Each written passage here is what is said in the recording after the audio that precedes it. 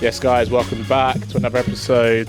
YouTubers, or YouTube viewers, rather, don't forget to subscribe.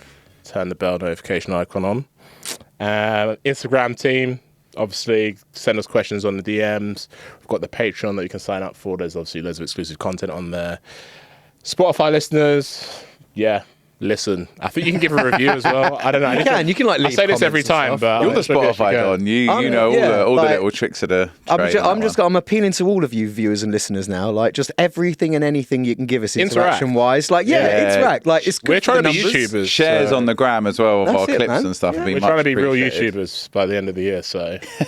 That's the aim. That's the aim. All right. Yeah. Can't do full-time music, either of us. No, but we think YouTube's the answer. My payback. Podcasting. Midlife crisis, Exactly. I'm here for it. Anyway, to the episode, we've got a, how would I describe Fred? So, TNQ alumni. I would say, you know what's funny, actually? I was thinking about this earlier. You actually did the first remix, or like our first like commissioned remix we had done was actually you. Which was really cool. Is that true? Yeah. Wow. On Solvent. Yep. Yeah. Just dug it out the other day. Yeah. And one of the artists that like early on in the production journey I was listening to a lot of your tunes. But not anymore. Not anymore, because I think I'm actually better than you now. I'm joking. That's cool. I can roll with that. I'm joking. But yeah, we've got Fred FD on the episode, on the podcast today. Oi. Coming on, mate. How are you? I'm all right. Feeling a bit tired from all the travel? Nah. No, to be fair, it's only 2 hour flight, isn't it? No, I'm good. Not even 1 hour 20. Ah, okay. Yeah. I was going to give you loads of sympathy there, but you deserve none. Not for that. Yeah, not for that. Where are you living now? Zurich. Yeah, still. Yeah. Yeah, still, yeah. That surprised me. It's 1 hour 20. It's light work. Yeah, it is. Nice. Yeah. How's things over in Zurich? It's just as long to get from the airport. Yeah, I was going to say, that's actually standard. No, it's good, yeah. It's good. It's quiet. It's chill. Nice. Yeah. It's very that's the thing. I come into a room like with you guys. I'm just like, fuck. Like, can I swear? Is that allowed? Yeah, of course. It's good. Because I got a mouth like a toilet. Hi, mum. I'm just so not up to speed. Like, and then come into a room with you guys. I'm just like, I'm just gonna sit and watch. No, not this time. Yeah, I know. It's all I've got become very good friends with another English guy in Zurich, Alex. And we always say that we're Swinglish. Nice. So we're too Swiss for the English, but we're too English for the Swiss. Yeah. Like when we come home, we're just getting rinsed. Just can't keep up anymore. Just not up to speed. It's just like come in and watch you boys. I'm just like, all right. The tennis, the bants, like it's just going on. I'm just like, fuck. How do people interact in Switzerland? They don't. They don't. You've been there a long time as well. I've been there a long Over time. 10 years. How long? A long time. Yeah. For the legal team, not so long. Yeah, a while. And I really didn't like it at first. Like, I really struggled. You were saying before you were in Berlin. I was in Berlin, right? And I think the thing is, if I'd come from London, it would have been easier. But the fact that because London and Zurich are kind of similar, both like money cities, business cities, and Berlin's just like kind of the hip. chilling. Yeah. And so I was just like, I don't know. Yeah, it was very hard. It took me about 3 years to get used to it, I think. Yeah. But I love it now because I'm old. Berlin does move at a different pace. I was passing through there the weekend on travel manoeuvres, and it's just like, I actually love it. I actually don't like Berlin. Really? For real? Controversial, yeah. I'll go. You're not the only one. I do. So I'll go maybe 4 times a year for work. Yeah. And I guess maybe that's why, because I'm there in a work context. Work context, not the one. Obviously, but then I don't know. Something about Berlin is like, it's. Sorry for all the Berlin listeners. I love the people are great. All 3 of you. All 3 of you. It's a bit monolithic for me in terms of like, it's like historical context. I know it got bombed heavily, so a lot of the buildings got built at the same time. It's ugly as sin. So it's quite ugly. And also the food. Okay. People try and tell me there's good food in Berlin. I've yet to experience There's amazing food. I'm yet to experience No, well, that's what I'm saying. I've only ever been to Berlin once, and I literally spent like less than 24 hours there, and I thought Berlin was quite a visually interesting city. I wouldn't say ugly. I would say it's really unique. Yeah, and it's so much of its character and charm surely comes from that. You go beautifully. You have to learn how to like it. Yeah, because I could imagine. Yeah, but it gave me a lot of like a Bristol vibe. Like visually. Yeah. For me, I always imagine that Bristol is about as close as we get to Berlin. I think you're right. I think that's fair. Yeah. I guess like I think the work thing obviously takes a shine off of it, but it's the food thing for me as well is massive, man. But what did you eat? It's so average I can't even remember. Okay. And I've been, like I said, I go maybe 4 or 5 times a year, so I'm there quite a lot. Where are you in Prenzlauer Berg then? Normally I can imagine the office probably is on Mitte or something like that. Yeah, so I can't remember where it is. I think it's near Mitte, Yeah. But I mean, great club scene obviously. Yeah. But who wants that? Food is much better. I'm in my 30s now, so to be honest, that's more important. Yeah, exactly. That's what I'm saying. No, I think the food is like, there's nothing outstanding that I ever knew about. Yeah. But I would eat out 3 times a week for a £5 at a pop. It is cheap. And it would be... It's decent. It's no Michelin-starred stuff, but that's not my vibe. So. Yeah, I'm very much of that. So, like when people go, "Oh, the food in London's amazing," I'm like, "Is it?" I mean, I clearly just haven't got the budget to eat in these spots. I'm happy with just content with my like very average. Where food, me and pretty Luke, much the same as it is around the world. Like, but that's fine. Where me and Luke just went, the ramen was more expensive here than it is in Zurich. Yeah, that's How much did you just spend on a ramen? I didn't buy a ramen. Oh, okay. Precisely because of this, I was just like, okay. That's mad. I've been to Zurich Airport only. And that's, and I remember like a water was like Did you buy a Rolex? Euros. You could either buy a Rolex or like a Patek or whatever. Yeah. But like they're setting their stall out as soon as you get there. You're like, Zurich Airport is mad. Yeah. It's literally like, I mean, I must have done. There's like 10 times the amount of luxury watch shops there are like McDonald's in that airport. It's nuts. And like a water was like €6. I was like, this is crazy. Easy. Nice and cliche, that one. Yeah. The Swiss, they live up to like that feeling, man. It's a cool cliche to have. Oh, of course. Yeah, of course. I learned to love Berlin, like how it looked. Yeah. Like, but it on first look, you're just like, whoa. Okay. What was it that drew you out there initially? So an old friend of mine, James, he was DJing out there a lot. We used to do a party together at Plastic People back in the day. With Medium, right? With Tasha, as well. There you go. Nice. And he just had been signed by Hot Flush at the time, and so like he was getting booked out there a lot. And he was just like, "Fred, you need to come. We need to move to Berlin. We need to move to Berlin." And one day I finally got my act together and went with him, and then met a girl. Yeah, standard. Normal stuff. And then As is. And I just was fed up of London as well. I wanted Yeah. to change. So it's just like, my room was $300 a month. I was right in the middle of the city. Like, it was just easy. Like, I don't know. It's hard here. Yeah. It's graft. Yeah. I know a few people done it. Oscar did it for a while, Sustenance. And, did he? And Dave Stone's still out there. He's been there out there few for a years while now, hasn't he? Yeah. He loves it. Yeah. From a kind of a financial point of view, it's obviously cheaper, and obviously if you've got kids as well, childcare is free, right? So it's like, is it? In Berlin, Yeah. Childcare is free. Isn't it like also you work for a certain amount of time, then you can get like a year off on the government? There's like some policy like that. Isn't there, I think? They look after their people Probably. pretty well. Yeah. Yeah, exactly. The Not quality only of is life. childcare free, they pay you to have a child. My friend had a child like 4 years ago, and she gets paid a monthly like rate by the government to have a child. Really? Yeah. Yeah, and then like school. No one and told then, me like, this. This is free. It's free. Like, it seems like the place in Europe to have a child at the moment. Also, the equivalent of like a journey to Manchester and back that would cost you like about £150 return here is like probably like €20. If that, man, honestly. And they do like a yearly ticket and stuff. It's like crazy. Yeah. We get screwed here. It makes sense that you like decided to duck out. Basically I wanted more time to make music. Yeah. And I just had my first release, and I don't know, like the job I had here was like the company was going under, so that was going to come to an end. Just had the first release, just wanted to make music. It's like simple. So literally, you saw a window there, and you were like, "I can either stay here and really." Tories had just struggle got to do in, this, yeah. just ran away basically, but somewhere better. Yeah. Sounds like a good move. But at the very least, somewhere where it allowed you to be creative and sort of explore. So this was your first release, and so this was with. Forgive me for not knowing. That's this, right. No, it's like you probably weren't Deep alive. cut, maybe. Like, do you know what I mean?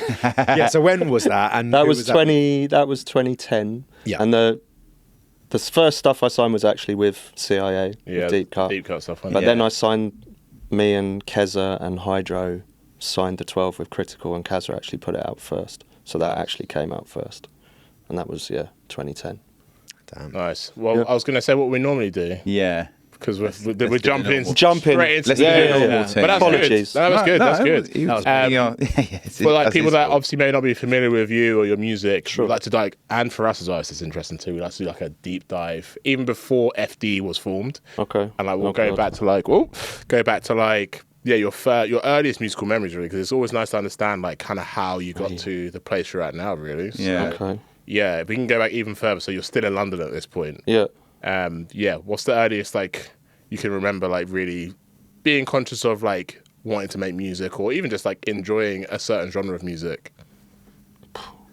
I mean, like 7 years old. Yeah. 8 years old, for sure. So, I don't know. Like both my parents love music, obsessed with music. So, my mum should be a DJ. Yeah. Yeah. Yeah. Awesome. She like always like listen to this. This is the best bit. So that's where that's come from. Yeah. But I don't know. That I would say was the beginning, and then there's just been kind of chunks along the way, basically. So at the beginning, that was Michael Jackson "Bad" was my first purchase. Nice. Yeah. So 7 years old, I don't know, whatever. And then my best mate at the time, his dad had a record shop, and he was really into like metal, basically, and I just copied him because he was cool, and like Iron Maiden, Guns N' Roses, like all this kind of stuff. We went to our first concert together, like me, him, another friend, and his mum. Went to Wembley and saw Guns N' Roses, Faith No More, and Soundgarden. Oh, sick. Nice. Yeah. Wow. You kind of cut out Like- the cheesy crap phase and went straight to like the serious I mean, stuff then. I mean, did I? I'd say like, how, Did I? I don't know. how old were you In at the that sense of point? this podcast, you did. I mean, Yeah. if you then segue it with my age, Yeah. and I'm 8, then I've done. That's what I mean. I think I've done pretty decent. Yeah, that's what I mean. Yeah. But yeah. Yeah, fair. Yeah, but it was all thanks to him, Michael. So big up to him. Yeah, and then switched to hip hop. Like a few years later, wanted to go and buy Anthrax. Did a tune with Public Enemy called "Bring the Noise." Yeah. And they released 2 albums. So Anthrax had an album, and Public Enemy had an album, and they released both of them at the same time. And both albums had this tune on. And I went into R Price. Don't know if you remember that. I remember R Price. Yeah. At the Angel, and they didn't have the Anthrax album, so I bought the Public Enemy album just because I wanted the track. And Okay. then it was just like turned on That its was a head. transition, yeah. Done. And then it was just kind of hip hop after that, and then I don't know when dance music started. I think I saw Orbital on Wow. Glastonbury on BBC Two. It's just like, what the fuck is this? What the fuck is it? And they did Chime, which is like a really big tune of theirs, and you know they got their glasses on Yeah, and with the that, little and lights like on them, yeah. all the stage is dark, and it's just like, it just blew my tiny mind. And so that was then dance music, and then I went to a house party when I was 15, maybe, like I don't know, like kind of Crouch End Way or something. And someone's playing Represent on the stereo. It's just like, what is this? And so then that was the drum and bass thing, basically. Yeah. Nice. Yeah. Funny you say that because when you mentioned R Price, Yeah. the first CD I ever bought myself with my own money Yeah. was from R Price and was Ronnie Size Represent. Wow, no way. Yeah. Ay. I think I was 11. Okay. No, I would have been. It was 1997, Was so I'd have it? been 12. Okay. Yeah, mad. Well, talking of getting into it early then. Yeah, I was in it Props. early, man. Yeah. Cool. Heard it but just when I went to secondary school at 11. I just heard this music. I was like, "This is like nothing else I've ever heard." And it's like you're in that sort of like pre-teen rebellious stage. Yeah. It's like that's me. I didn't like I didn't like jungle when I heard it first. I remember going to school on the bus, and my mate Andrew was playing Incredible, like at the back of the bus. I was just like, what is this shit? don't like it. So what's that, 94? So it's like still into like the hip hop thing then. Yeah. I really like that tune now, to be fair. Yeah. whatever you want to say about it, whatever the history Yeah, with yeah. it. I think that tune is sick. But yeah. Funny the sort of first reaction you have to. I certain just thought it was things, innit? rubbish. I was just like, "What are you doing, man? What's this noise? Turn it off!" yeah. But then, should I relate that then to like making music? Well, yeah, I guess then, obviously, I'm guessing the university. Well, in fact, I kind of know a little bit about this because my old boss was your mate. Oh, damn it! Yeah, Right. Tim. Remember? Damn. Yeah. So weirdly, Go on. one of my old bosses, Tim D. Basically, What company is when I was this? at Focusrite. I was Big up going to Tim say, D. yeah. I think when he found out I made drum and bass, he Yeah. was like, "Oh, I've got a mate that makes drum and bass," right. and it's him basically. Yeah. Yeah, Tim's like I don't know what his job role is now. He might even run the whole company at this point, but like he was Yeah. one of the C-suite when I was there. Amazing. So you guys, let me see if I can remember this. Which you Come on. went to? Come on, God. I want to say it was East Anglia, but no, was it? No. Midlands? Worse, Midlands somewhere? sadly. No, nowhere is called Okay, that sad. yeah, you have to do it. Surrey. Okay, sorry, yeah. Guildford, yeah. Yeah, I was too scared to get far away from London. Yeah. Didn't want to be too far away because then everything's happening here. Looking back, maybe I should have just had some balls and gone to Bristol or Liverpool or Manny or whatever, and then it would have been much cooler. Yeah. Because then we were just far enough away that we never went to London anyway. Yeah. Yeah. But at this point, were you already going to parties at this point, like drum and bass parties? When I went to uni. Yeah. Yeah. I went to my first rave when I was 17, probably. Went rain dance at the Pleasure Rooms, hence the Pleasure Rooms EP. Yeah. And yeah, just remember in the back room there was like pillars with mirrors on, sweat just dripping down the pillars, and seeing Brocky and Det and just being like losing my shit. Amazing, so good. And then by the time I went to uni, I already wanted to start an event. I started an event after being at uni for 3 weeks. Nice. I was in it. Yeah. Fair play. Fully in it. Yeah. And I went straight from school, so I was 18. Yeah. Little Fred. Crazy. Yeah. Where were you hosting your events in Guildford? In the uni, in the cellar of the student, sick. in the cellar of the Were you student booking- union, where no one went, and we basically like did our night every like month or whatever to 10 of us. So it just set me up perfectly for a life of drum and bass. You know? just Underwhelming evenings. we just was ready, innit? Like, yeah, no, we just did us basically. Yeah. But one of your mates used to play quite a lot back in the day. Who's that? He was called DJ Tension in those days. DJ Tension. Yeah. He used to play quite a lot. He's quite big there, like big deal these days. So, Sub Focus they call him. No way. Yeah. That's DJ Tension. Yeah. So I know Nick from Oh, shit. a long time basically. Was he at the same uni? Or? No. Nick didn't. I don't know if he even went to uni in the end. Yeah. So didn't need to. Fair. Yeah. So you were booking headlines at this point? No, it was just us basically. Yeah. No budget. Like the manager of the student union like did the posters. Like when I said, "Oh yeah, do this, do that." Put DJ Tension on it. What was the night called? Pressure with an A. Obviously. Come on, bruv. Such a 90s thing, isn't it? That reminding me of like all the flyers I used Mate. to have like pasted across my bedroom wall. All like long exposure shots of cars, like traffic, like the red lights and that, and I loved it. Yeah. No, it was just like us and our guys, and then I think maybe the first one we did with budget. I mean, I might just be saying this because this is what I want to remember because I can't quite remember. But I think it was Marcus, you know.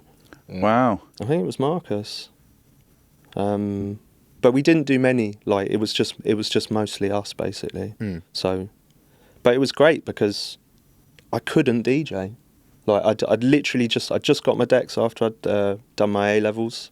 My mum wouldn't let me get them before I finished. And yeah, I could barely mix basically, but I talked the good talk and I managed to get in there, and I was like, you need a drum and bass society, because that's what it was. That's how you got in. Like, Yeah. you need a drum and bass society, and I don't know, they listened to me, and so I did it. And then we had a night every month and finally learnt how to mix after a bit. That's because funny. it's difficult, isn't it? Like then when you're like you've been in your bedroom and you're just about kind of nailing it, Yeah. and then you get in a club and it's all loud and Yeah. 10 people are watching, bricking it. Yeah, it's a different. You have Technics in the club then? Yep. Sorry. Alan and Heath, 62, I think. What do you have at home? I had a Gemini XL 400 belt drives and a Vestax PMC 005, which was a 2-channel like blue, see-through blue plastic thing with 2 rotary EQs. No wonder. Cost me 300 quid in total. Yeah, I mean, it's difficult, isn't it? Because it should, in theory, be quite a lot easier in the club on the old Technics setup. But I did not know what I was. Yeah. Well, that's the thing, is it's obviously you've got better equipment, but you're in an environment 100, that yeah. suddenly makes it many times Terrified. harder. Yeah. And you're Terrified. never prepared It's for also the how idea much, of, like- what those challenges would be until you turn up and you're like, why is everything going out of time? Yeah. Why is that needle jumping? And also, you've never had like the delay of like a system. Yeah. That, Yeah. With that your I think headphones. is, That's the for thing that messes me, you that's up. the biggest that's the thing I fuckery, find yeah. the most fucked. That's a actually. problem that Yeah. people will still find today, even stepping up like on Yeah. CDJs to their first set in like a big room. Like, Then you just they'll look at the still find lines, that. don't it? And you go, oh, it's fine. Yeah, It's a bit easier. now. true. It's a The little sync- the bit, sync button just a little now. bit Yeah, easier now. yeah. It makes it a bit easier. Yeah. So, I mean, with all that said, then it seems that there was quite a big gap then between you kind of cutting your teeth as a DJ and then fast forwarding to. Obviously, I don't want to skip over 10 years or whatever it was of DJing. But Yeah, it's true. why was it that you didn't?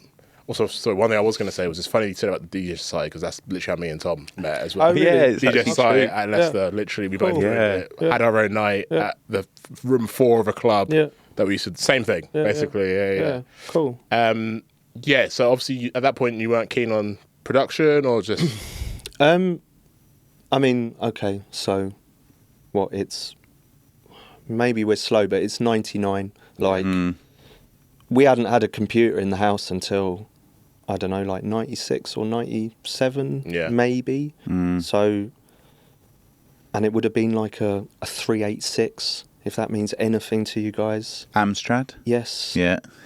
Yes. And like, You don't remember Amstrad? You old git. Oh, no. Mate, No, really? I mean, he can't be that much older than me. not No, much. the name Amstrad Couple rings a bell, years. but I couldn't tell Yeah. you what it was. I mean, like What is 4? that? Like a computer it was a big manufacturer brand. like Dell? Yeah, it was. But if I yeah, showed big you brand. one, you'd literally like crease, but it was like they were like Yeah. cream, Fat back, big box yeah, screen. yeah. No, I know, I think can almost That sort of off-white imagine it. colour. Yeah, I remember yeah. Amstrad. Off-white always, bro. Yeah. Yeah, but like that weird Bakelite plastic thing. Yeah. Yeah, the one that's beige half the time. I did get a computer, I think, in maybe my second year at uni with the intention of doing it. But I was having way too much fun. Yeah. No. And actually, like me and Nick, like we made some tunes like back in the day then. Because he was already on it. Yeah. And like Yeah. he was still at his parents'. But he had like a studio in like basically like a bit off the house. Mm-hmm. And like he was on it, like he was reading Sound on Sound every night before he went to bed. Yeah. Like just in bed reading it, like because Had I used to stay there with him. Hardware as well, I take it, because back then most people Only a were, like, couple of bits. trying to accumulate. Only a couple of bits. Yeah. But he was That's fair. on Q basis, I think it was even like, in those days. But yeah, like you know what? It's funny actually because I hadn't thought of this before I came. But obviously, like you guys are doing like quite some bits. We've Together written with these him days. quite a fair Yeah, few yeah, times yeah. now and Funny. cross paths with him quite a lot on the road now and that. Yeah, But yeah. yeah. No, I hadn't. Really nice guy. I kind of forgot. But yeah, and I went to stay with him a few times, and we wrote. I mean, he wrote some tunes, and I was like, "Yeah, do that." Do you know what I mean? But somehow that didn't then come to me actually doing anything. Yeah. And then I only then got a proper computer in 2005, I think it was, maybe. And still I was just fucking around. Like, I'm a lazy sod, work shy. Fair. I don't know, or just like doing life or whatever it is. I'll be nice to myself, like just doing life. It's also interesting as well because, like, I do think we forget. Obviously, now in 2025, it's so easy to start making music. Literally, you could have a bit of song. In fact, there's websites, doors in websites now. You don't even have to download anything. So the accessibility thing is huge. The But then song, also the source of information and knowledge and insight, Exactly. not only on Yeah, crafting yeah, the genre, but within a DAW, that's something now that there is 15 years of YouTube tutorials for you to access, whereas when you were doing it, there wasn't. There was none of that. Put a lot more effort. I found it really difficult. You were building your skill set up because it took time back then, whereas now I think it's a lot easier for people to... Well, there's Patreon now as well. Yeah, exactly, You can just go on your favourite artist Patreon and be like, here's how I made this tune. There's no... I mean, I do it all the time. Yeah. Like, I'm watching other people's tutorials all the time, and without that, I'm screwed. Like... But yeah, we didn't have any of that. Literally, like, and the only person I knew who was doing it was Nick. Yeah. So then I'd just be like, oh, you know, like whatever, like blah blah blah. And yeah, you just had to work it out for yourself, and it was hard. And I don't know, all the instruments I tried to learn as a kid, I'd given up. I'd thrown away. So I'm obviously that kind of person who's like finds it hard to keep the motivation. But I did. But it just took long. Yeah. It just took long, basically. So that kind of resonates really, because I'm kind of similar to that. Yeah. I feel like as I've got older and become a little bit more woosah and like chill, it's like you kind of actually find I kind of hit a bit more form in the latter years of like. I'm saying latter years of my life. Let's hope not. Not writing myself off in like, yeah, it was a little bit, wasn't it? A little bit harrowing. End of the road. But, I saw myself out. Yeah, it's over, guys. But yeah, you know, I think it just took. I was a late bloomer, I think is the right way to put it. And maybe like, you know, you're saying a similar thing. And I think some people just are. If I think, you know, from my generation, obviously, like maybe like a, you know, few years younger. It took a long time to get to the peak, right? And it was like, I always think about this. I feel like the middle school got a bit fucked in a way because we were like kind of promised. Is that what we are, yeah? Yeah, I feel like we are middle school, really. Yeah, like I feel like Jack middle school. There's echelons of it. I don't know. You're getting there. We're like the. Mate, someone called me Unks the other day. Apparently we're now. Bro, we're Unks. Now we are. Apparently we're now Unks. Now we're Unks. Yeah, now we're Unks station. Is that what it is? What does that make me? I You're don't Unc know. as well. You're Unc as well. Right? Yeah. I don't know how old basically, you are. Unc's anything above 27 now, basically. Okay. Yeah. Effectively. To Gen Z, Unc is just like, let's say at 28 I've been above. fucking Unk for 7 years already. What the fuck? Bruv, don't do me like that, man. Fred, you know This is making me I thought feel this a was lot like a better new about it. revelation. the Not B&Q like... thing again. Like, I'm an Unc now. Yeah. I go B&Q loads. Like, it's actually fine. Yeah. But I feel like there was this sort of, we watched like this whole kind of like scene progress and thrive, and it'd be like this whole, I don't know, for me it was a viable career path. Like it was like, oh, I can go do this and earn P doing like something like sick. And then it kind of, I think the middle school kind of just got a little bit left behind because you were never that old guard that were like the top dons that are still now able to, and that still got their name out there and still can make money. And then you're not the new like TikTok generation that are really good at social media. So you're kind of in the middle, just going, where do I belong? I knew it wasn't my fault. Exactly, you can have that one. Yeah, but I do feel like, I think there's a lot of validity to that, though. To be there is. I mean, when you say it like that, I'm in. Yeah, I mean, you got to think about like the record sales thing, right? Remember when Kian was on and he was talking about, he did that one bootleg that made his rent for like a year. The panties one. Yeah, I remember, those days are gone. Like, in fact, those days were gone when I remember reading a tweet that Chris Blue Martin put up. I don't know if you remember like any of their stuff. Yeah, basically, big fan. But like, just it's good looking vibes, isn't it? Just deep, atmospheric. And he put a tweet up saying that like just a random single.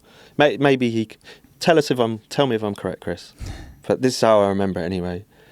That a random 12 that they did sold 21,000 units. Yeah, that doesn't surprise me at all. Right? That really doesn't. And so surprise me. like yeah. The numbers back then were actually ridiculous. I'm all right with that. Yeah, I'm almost certain. crazy. I was talking to Larry Calix. Larry Calix about this, and he was telling me about a time where they did a single on RAM that did like 50,000 units on 12-inch. Wow. And like that, and they were saying like that was like ago, then, they were saying that was like the tail end of like good Yes. sales for records. So. I mean, Christ, I can't even begin to imagine how many how many units they shifted for some of those real classic records back in the day, that heyday. Yeah. So the middle school got left behind. There you go. We solved it. It's the hot take. Yeah, we're allowed. Basically, we're allowed the to late just bloomer moan thing, about I think, was more the point, and it's like I think there's a lot of people that sort of just kept grafting, which is obviously what we've done, and it does pay just rewards in the end. It's just a timeline issue in the history of drum and bass that unfortunately monetarily not great, but still here doing our thing, making a success of it, like you know, like arguably, like, you know, I probably shouldn't even put it in that, because I do feel like if I talk to my 16-year-old self, he's going, fucking hell mate, you smashed it, like sure. So no, to be fair, I used to be really like down on myself about that. It's just like, why did I take so long, like but it's just the journey, like it's cool. But yeah, for a long time I was like, I had regrets with that. Why am I just getting stoned all the time? yeah. Why am I not just like, you know, doing stuff? But hey, it is what it is. Yeah, and I feel like timing wise, everything kind of. I don't want to be that guy that says everything happens for a reason. Nah, do it. Come on, I don't know. You know. You get what I'm saying, though. Yeah. Don't get me wrong here. Like, there is a thing about like motivation and hard work and blah blah blah blah. But I think when things are meant to happen, they do. What about bad things? Just disregard it when it's bad things. Hell, mate. What do you mean? Like, are bad things meant to happen when bad things happen? It's all part of the journey, man. Nah. I'm calling bullshit on that shit. Fair. So, at what point did you feel like the production thing was starting to stick? Then, obviously, you said your first release in 2010. I'm guessing The what? When did the what? The production thing start to like really. I don't know what you mean. No, I mean, you're pretty good at making music. Come on, Yeah, give come yourself some on. credit. All right. Don't be down on yourself. All right. We just exercise that demon. Let's leave it there.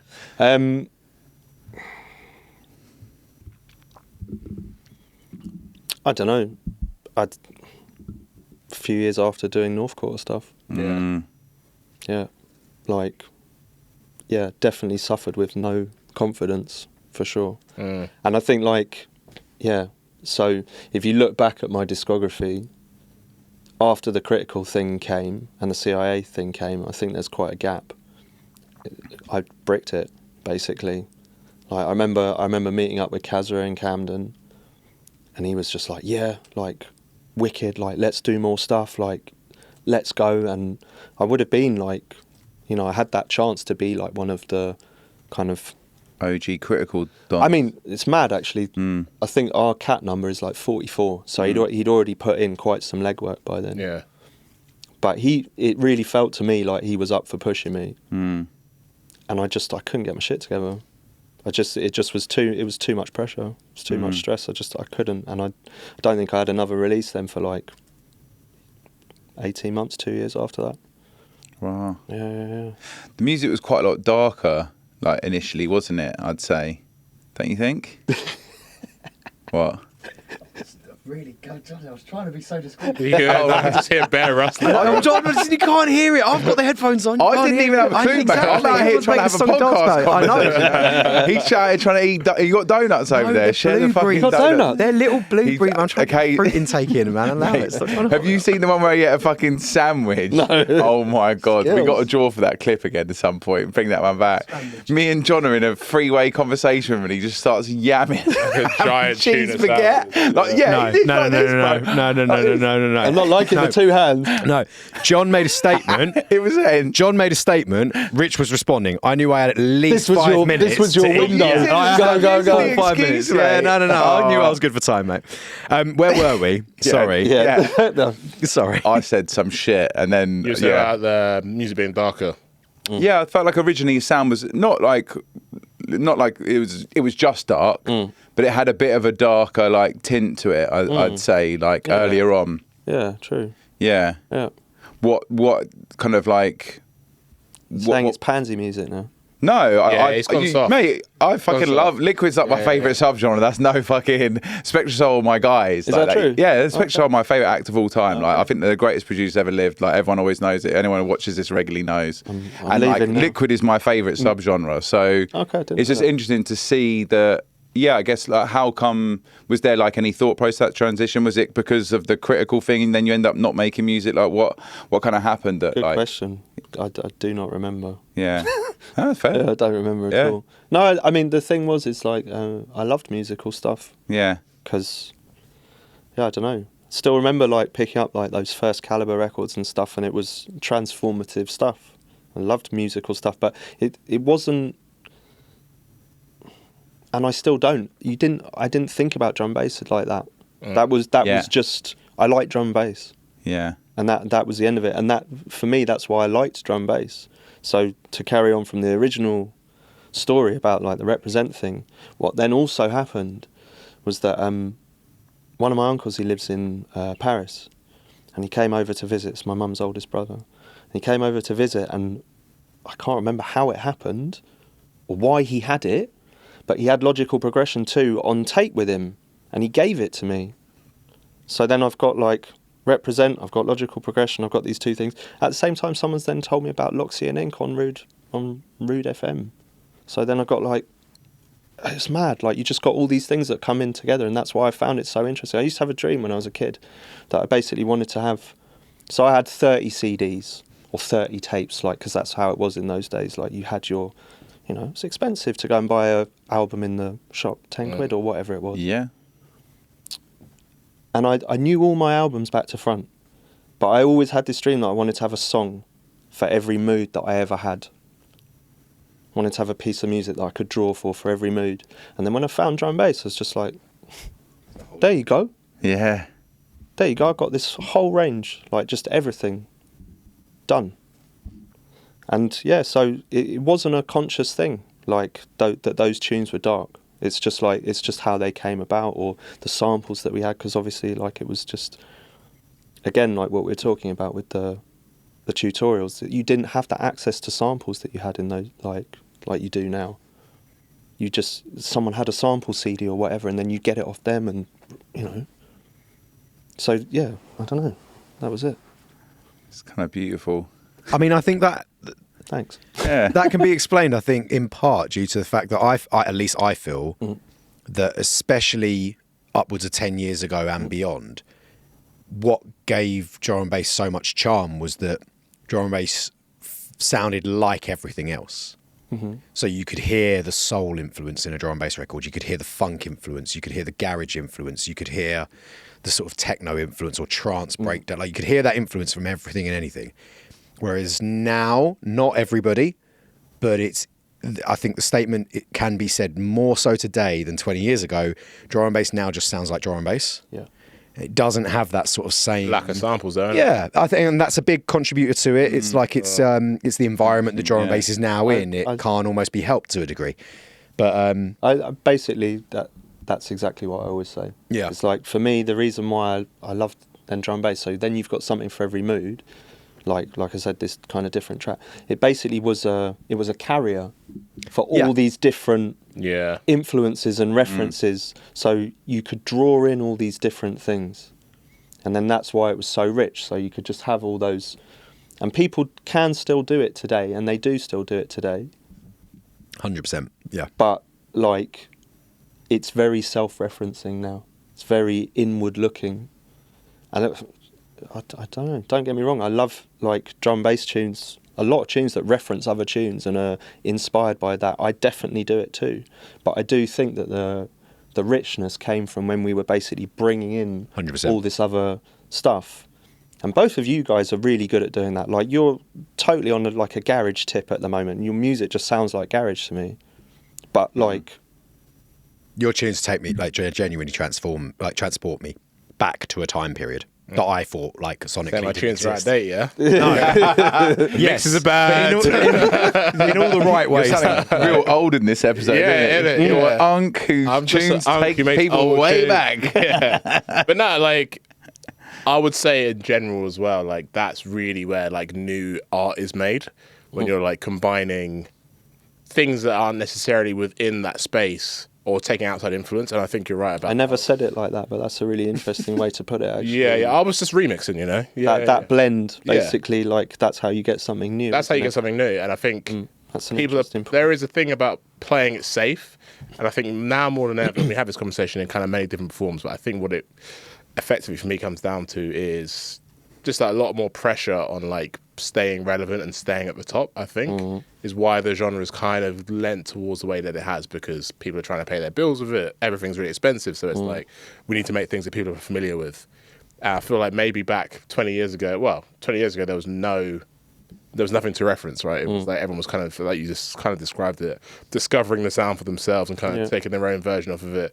Like you only had one reference point, which was Nick at that point as well. Yeah. So yeah, people were taking more risks, and it was just like people just making what they thought was drum and bass. So yeah, I think as the genre's gotten older and matured, there's a lot more to look at and be like, okay, I can make something that sounds like this and that. I wonder if other genres suffer from that.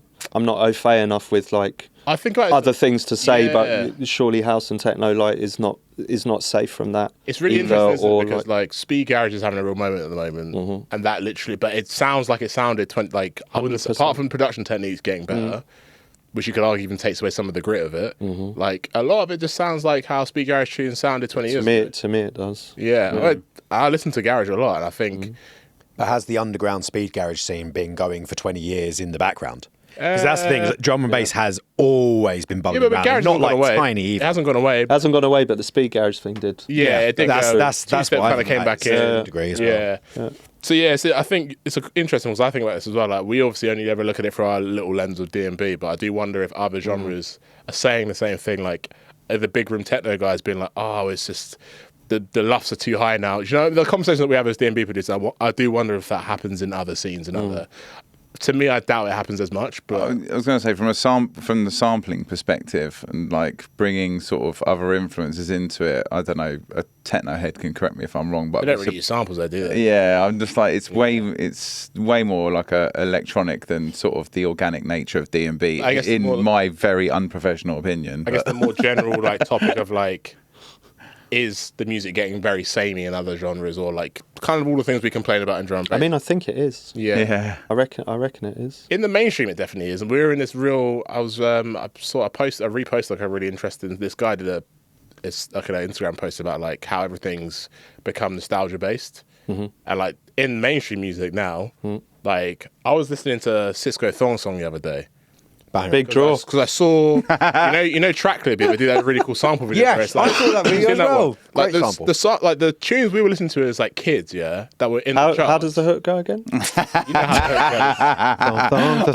But like, Thank you. But the sample, I just couldn't remember. But the sample in that beat and the way it's manipulated is so sick. Oh, for real? Yeah, and it's like there's like a really cool breakdown of like the sample where it comes from. It's from I can't remember where it's from, but it's like It's just a piece of classical music. Yeah, it's a piece of classical music. Okay. We've got the strings and Pitched down a flipped it separate into tone. And I know down the bit a you mean. And basically what I'm saying yeah. is like it feels And like. luckily, I don't know that tune well Yeah. enough to say that. But like, I mean, when you deep how those tunes were made, and like all of the stuff that Timbaland was doing, like, these producers were really good producers. Mate. Yeah. Whereas now, something that's in the charts will just be something that was sampled from 15 years ago. It doesn't feel like anyone's really like trying to do Reaching. that. Do you know what I mean? Yeah. So I do think in the mainstream, music is going through that same thing that we're going through. I don't doubt it. Yeah. Yeah, I don't doubt it. Yeah. I can't remember how we even got into this topic. No. No. Oh, the darker. Yeah. music. Oh yeah. I mean, one thing I wanted Maybe. to ask about your release. So I think I really came across your music probably 2012, 2013-ish. Like when I was so like, I kind of got into Liquid. What did you like at the beginning? So first vinyl was Distorted Minds T-10. Oh, damn. So I came in a big way.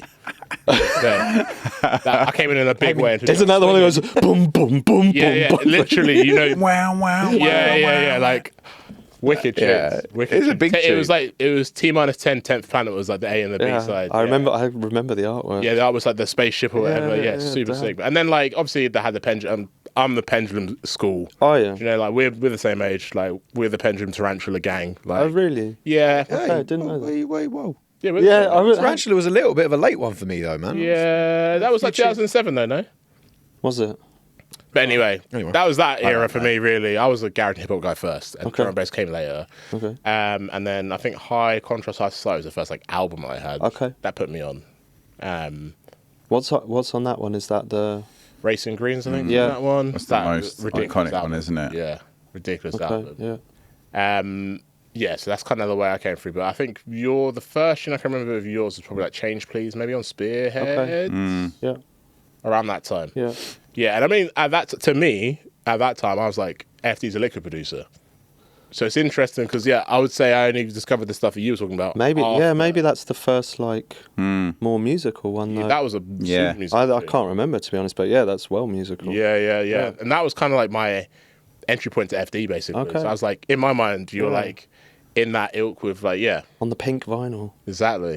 Yeah, that's the start of a run of classics from you. I feel. Yeah. Like there's a few early on Glad that are you just remember. like that's a standout tune. Because then when did the Forfeit EP come as well? That was after the Spearhead EP, right? Which one? The one with Colette or the other one? The Colette one was the first one, or the second? That was the second one. That was the second one. Yeah. The first one was which one? Ice 690. Yes. That's it. Yeah. Yeah. Yeah, I was already living in Berlin by then. When was that? It's got like 2015, maybe. Was it? It's got to be like 2015, I think. Yeah. Yeah, and then there's a darker one again. So I just don't care. Yeah. Just Whatever moves. Yeah, I just don't care. Like whatever. Floats your boat. I mean, getting onto Solar must have been a. I still remember. How it happened. Basically, like I just got with my my now girlfriend Isabel, and we were lying in bed, excuse me, in my flat in Berlin, and I just had a burner phone like in them days, and basically like the text comes through and it's Marcus. It just says Ice 690 Bo Bo Bo. I was just like, just amazing. Yeah. It was all I ever wanted. Of course. It was all I ever wanted. Like. That was the thing, so probably he was the first booking that I did. I can't remember, I wish I could remember, but I can't. But I still remember then getting, like, that day. So he came down, I booked him with, he was with 31 Agency in those days, so there was, like, Scotty's missus, I think it was, had an agency and, like, had Marcus, and, he had How You Make Me Feel and blah, blah, blah. That was what was all pushing him. And I remember the contract came through and all good. 2 clean, fresh white towels. So I spoke to the uni, I was like, he needs towels. They were like, no, I can't do it. So I emailed her and said, I can't get the towels, like, is it all right? And she just replied, I still remember like the tone of it, just like basically laughing, like, yeah, don't worry, I think it will be okay. And like he came down, and I had to go and pick him up, like, so, campus, like, car park's quite far away from the student union and stuff. Walked down to the car park to go and get him, and he's like, bloody hell, it's a bit far away, isn't it? It's like my fucking, like, I don't do heroes, I don't do idols or role models or whatever, I'm not really interested. But this guy and, like, what he was doing and what that all stood for, that's about as close as I get to that. And he's just like, he's just this guy. Like, do you know what I mean? He's just like this geezer, northern geezer, like just so nice and so normal and so friendly. I was just like, this is fucking sick. And then so it's just, I don't know. I think like maybe by then, like already given him some tunes, like because Nick had that tune. Oh, what was it called? Nightclub, is it called? It's got that huge, like, he gave it out once. It's got like this huge, like, breakdown in the middle and like this big long vocal, like all like kind of like jazzy sample in the middle. And like we'd given Marcus a CD at the end. I can't remember, maybe Nick didn't want to ask him, and I went up to him and was like, give you this CD, please. And it had this tune on and a couple that we'd done together that were nowhere near as good, sadly. But so like I'd spoken to him before. But yeah, it was just, I don't know. Yeah, that was a mad moment, like when that happened. It was just, I don't know. I just wanted to do an album with him, but it's like, he didn't like enough of my music. He was hard nut to crack. Yeah, I think that like, anytime I've spoken to anyone that's done like a Solar release, I think that's always the thing, like the bar is high, basically. Bar is high. But I remember once, like, when with the Colette thing, actually, I was like, oh, I've done one, I think you're going to like it. He's like, don't ever tell me you think you know what I like. Just like, damn, okay. Damn, okay. But do you know what I mean? You don't want to be predictable, right? Yeah. And like, and Solar was like, I guess that's one of the reasons why I loved it, because it did everything. It's got Yeah. it's got the light, it's got the dark, and it's got all the in between. It's just drum and bass, isn't it? So yeah, Yeah, it's got all the in between, but you also like there's a flavour. they all fit together. Yeah, there's a flavour. Yeah, yeah. It's not like random, like you Yeah, yeah. know when it's like a Solar tune. Yeah, But that's just like a seal of approval. Having got that like an high essence. bar is exactly what makes getting a release on a label like Solar so important, though, isn't it? Yeah, Because it's yeah. not just about, it is about having a consistently high quality of output, Yeah. which that label undeniably it was has. just no bullshit, no Yeah. filler, like just. It yeah. wasn't putting out music for the sake of putting No. out music. It was No. only putting out the stuff he Yeah, yeah. genuinely obviously felt behind, like Yeah. really believed in. Yeah. Going back to that kind of like new art conversation as well, that's also how the art form gets pushed as well. You need to almost have a level of not gatekeeping, but like quality control Curation. and curation. That's a good word. Yes, that's a good way of putting That's it. what we miss. Yeah. Yeah. It's just having this conversation yesterday. Like that's what we're missing. Yeah. It's like whether it's like in a record shop or whether it's like. You know, the fact that if you want to go and buy music now, you've basically got to go through 10,000 tunes, like to find what you want. Like, it's impossible.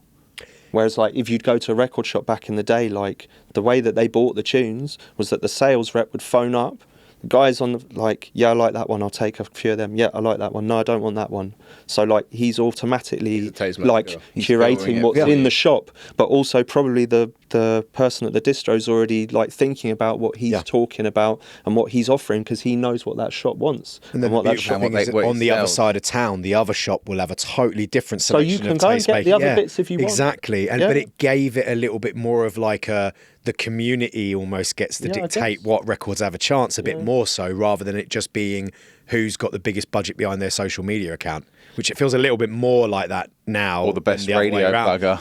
Yeah, Yeah. well, even then, Well, I don't I even think. I guess that's people would argue nowadays, that like- that's gatekeeping, though. Yeah. Yeah, but yeah. like you've just said it in a like actually in like a positive Yeah. frame, which is like that's the first time that's ever happened. But Yeah. like, I think honestly, it's quite interesting when you like then flip it like I that, think right? He's not middle school enough. Yeah. If he was more middle school, he wouldn't be framing it in a positive light. I think gatekeeping now, we lack gatekeeping now, basically. In a lot of things, like fashion, a lot of things we lack gatekeeping. I think we need to gatekeep more. But I was going to say, like, it's interesting because, yeah, like, obviously with the distros and the record shop owners, they were kind of the tastemakers, the curators at the time. The equivalent now, which I don't think is a good equivalent, would be like Spotify playlisting, because that is about plugging and how loud you are, and like, Yep. it's not always a quality control thing. There's an ulterior motive there. Yeah, isn't there? Like, I think where the real curators are still is radio. okay. But I just think radio is a medium. So like this is how now I'm an unk now, because I'm into NTS now.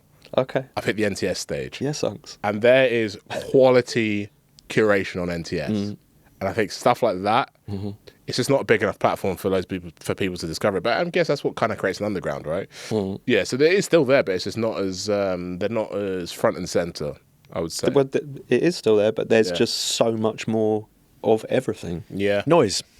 You just got to cut through the fluff, really, innit? It's hard to I And suppose, obviously, yeah. those curators back in the day did a good job of whittling through the fluff for us. Now we've just got to do it ourselves, which is. I mean, but there was also just less. There was less. Yeah. So let's not try and unks this too hard. Like, but there was just less. Yeah. Like, I knew catalog numbers. Yeah, well, because that was another big contributing factor to it, right? It was the formats in which we were releasing yeah. music. Like, if your record weren't going to shift 10,000 records, it weren't going to get signed. Whereas now people can be like, well, I can throw that one out for literally the equivalent of 15 quid. Yeah, it doesn't matter. That's the total cost it will accrue for me. And if it streams well, it streams well. If it don't, I'll move on to the next. Yeah. So it almost becomes like a little bit more like conveyor belt. Throwaway, I think they call it. That's Yeah. exactly the term. Not that, we didn't want to get there and be that negative about Let's it. not do that. This is Well, it kinda doesn't like- have to be. It's, Can't have a it's podcast, not though. negative. It's just a statement, though, isn't it? Yeah, It's that's just true, yeah. Just an observation. We don't Like, necessarily have to follow suit and do the same, do we? Yeah. And we don't. We're all artists in here, aren't we? We eye- only have the The artists eye contact in then this was room. off key. We don't. Oh yeah, I'm looking for approval, guys. We don't. Vote. Yeah, you stay on that soapbox, bro. I'll happily join, don't you worry.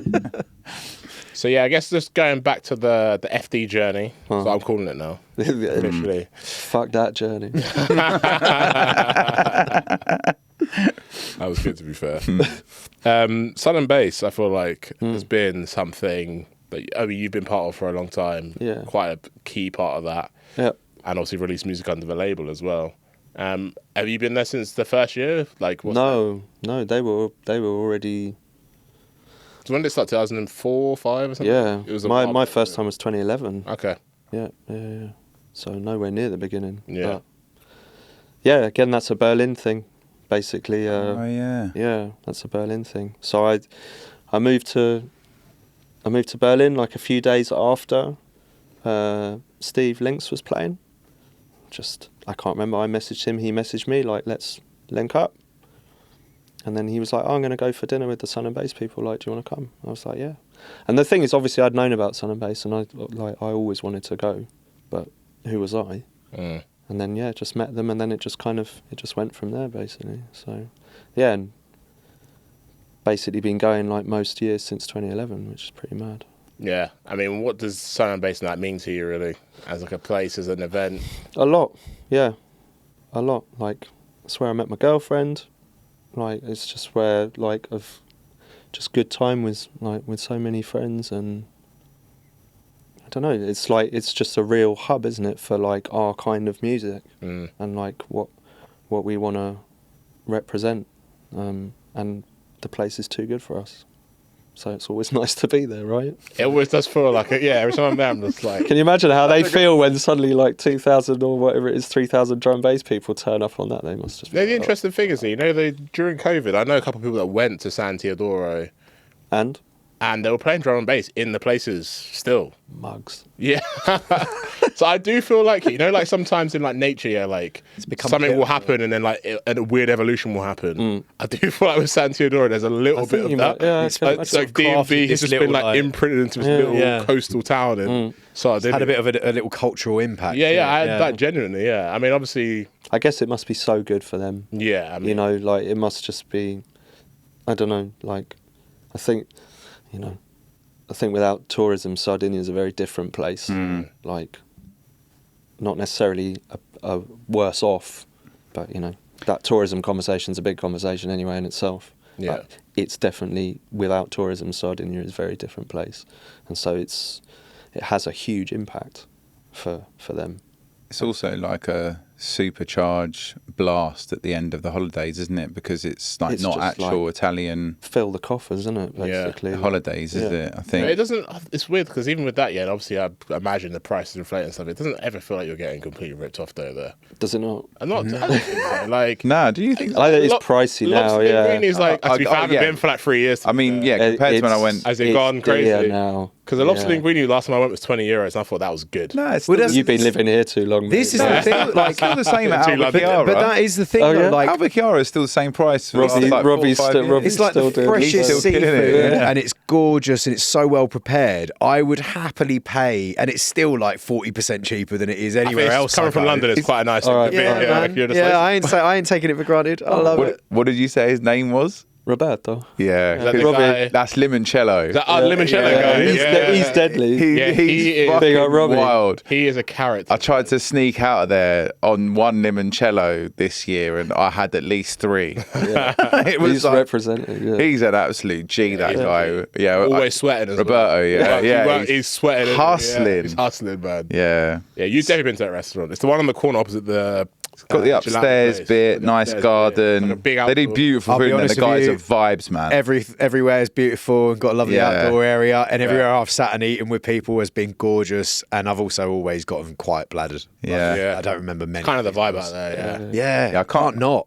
I can't remember like how expensive was it. The first time I went was 2010, but I didn't go for a long time after that Oh, wow. because I got booked to Outlook. Okay. Yeah. So I was just kind of like, I'm going to go wherever the booking is on that little like sort of mid 20s ego yeah. one maybe like. I just would like have loved to be at Outlet. then. yeah, so I did that like 8 years in a row, and then I think I did one where I only got it 1 year, and it was like this thing that I was trying to get the whole time. I was like, if I can get to was it Outlook and then First, go to yeah. Sun and Bass, Yeah. like do what all I see, like DRS, SP, They were all all doing them it, man, all yeah, doing it. yeah. I was like, if I ever, that's the goal, and I did it. I got it in 1 year, and then that was it. 'Cause Outlook moved their dates, obviously, but yeah. It's What place though, man? it's incredible. No, it's I don't know. It's a really big part of my journey and my story. And I'm forever grateful that like I had that, just because I don't know, it's just so many good memories with people and friends, and like I said, like I met my girlfriend there, and you know, like it's a beautiful place. Like it's a lovely way to kind of like wrap up the summer and stuff. So It is hands down my favourite drum and bass festival. Yeah. You're very much. I feel like for a while you were very much like part of the furniture. I think when I first got booked, didn't you help get me booked? I remember emailing you, and it was like someone was like, "Speak to FD," and maybe I got your email. Why I don't work for him anymore. I feel like someone told me to pick you up as well. Yeah. Like, no, I did. Like Yeah. I was like I was a part of the team like back in the days, like doing all the logistics and stuff, and I did that for a long time. And then obviously running the label for a bit as well, and yeah. But then it's just I needed more time to like focus on making music, like get rid of some of the noise, get rid of some of the distractions, and just like actually make music. Yeah. But yeah, always lovely to be a part of that, for sure. Yeah, I'm overdue a trip back, man. I've not been for like 2 years, I want to say now. No, I Send that email, mate. Yeah. Bounce back. Yeah. I just mean to anyone. I just always message the I Fano. just want to play on the beach. That's it. I've never played on the beach, and that is the goal. Same. The beach is good. That is the goal. God, I would. I've only done it once. I can't die a happy man until I've had a chance to play. We always say, on that don't we? beach, Yeah. man. I just want to play. I only had one drum and bass set on the beach, I think. Yeah. And that is like, that's my best, like probably my I best do- memory. What's interesting about that, just sticking on the sound and bass topic, because our first year, so me and Jon GLXY have been going together for like since 2016, I think. Okay. It was 27. It was either 2016 or 2017 was the Yeah. first year. And in that time, I did notice it went from, because the beach was always almost like a strictly no drum. It wasn't a bass thing, yeah. vibe. And then one year, they had this. Do you remember they had that massive setup? The ridiculous one. I played on that. I played garage and, on like, that stage. That was I remember like Benny ludicrous. L or someone was playing on it, and I was just in the scene. It was just at like 3 p.m. Yeah. I was like, the vibe changed. They delivered the wrong stage that year. Yeah, the stage- It wasn't meant to. I'm Bro, pretty the sure it wasn't stage meant to was be massive. that one. And then once it came, it was just like, well, Well, it's now, isn't it? Yeah. there's not much we can do now. It was like. better than the other way around. It was like huge. delivering some mini stage or something. Is it like though? No, yeah, because the charm is the stage is kind of small. Yeah, and, but this stage was literally like system-wise- there was like scaffolding. Huge bro. gantry. and like, Oh, yeah. really? I don't think mad. that's It was Yeah. ludicrous. I just remember Really? like I think Red Eyes played a lovely hip hop set at like 1 p.m. and then like it just switched and it was just like Four Corn was like this is Four Corn Shellers for era. the rest of the day. I was just like, Jokes. what's going on? Yeah. That was I wasn't there. maybe Though, like yeah. 2018 or something. I remember that just happened. I was just like, oh, it's changed. We did a North Quarter on the beach.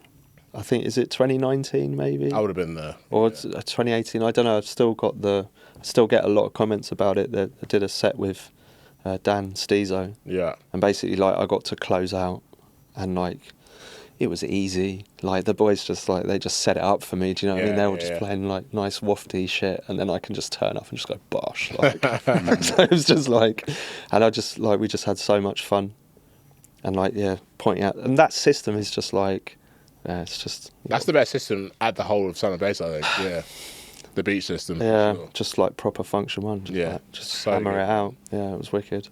Yeah, Right. get on that. Polar and Bryson back-to-back Galaxy, Liquid Classics. Get on it. Yeah.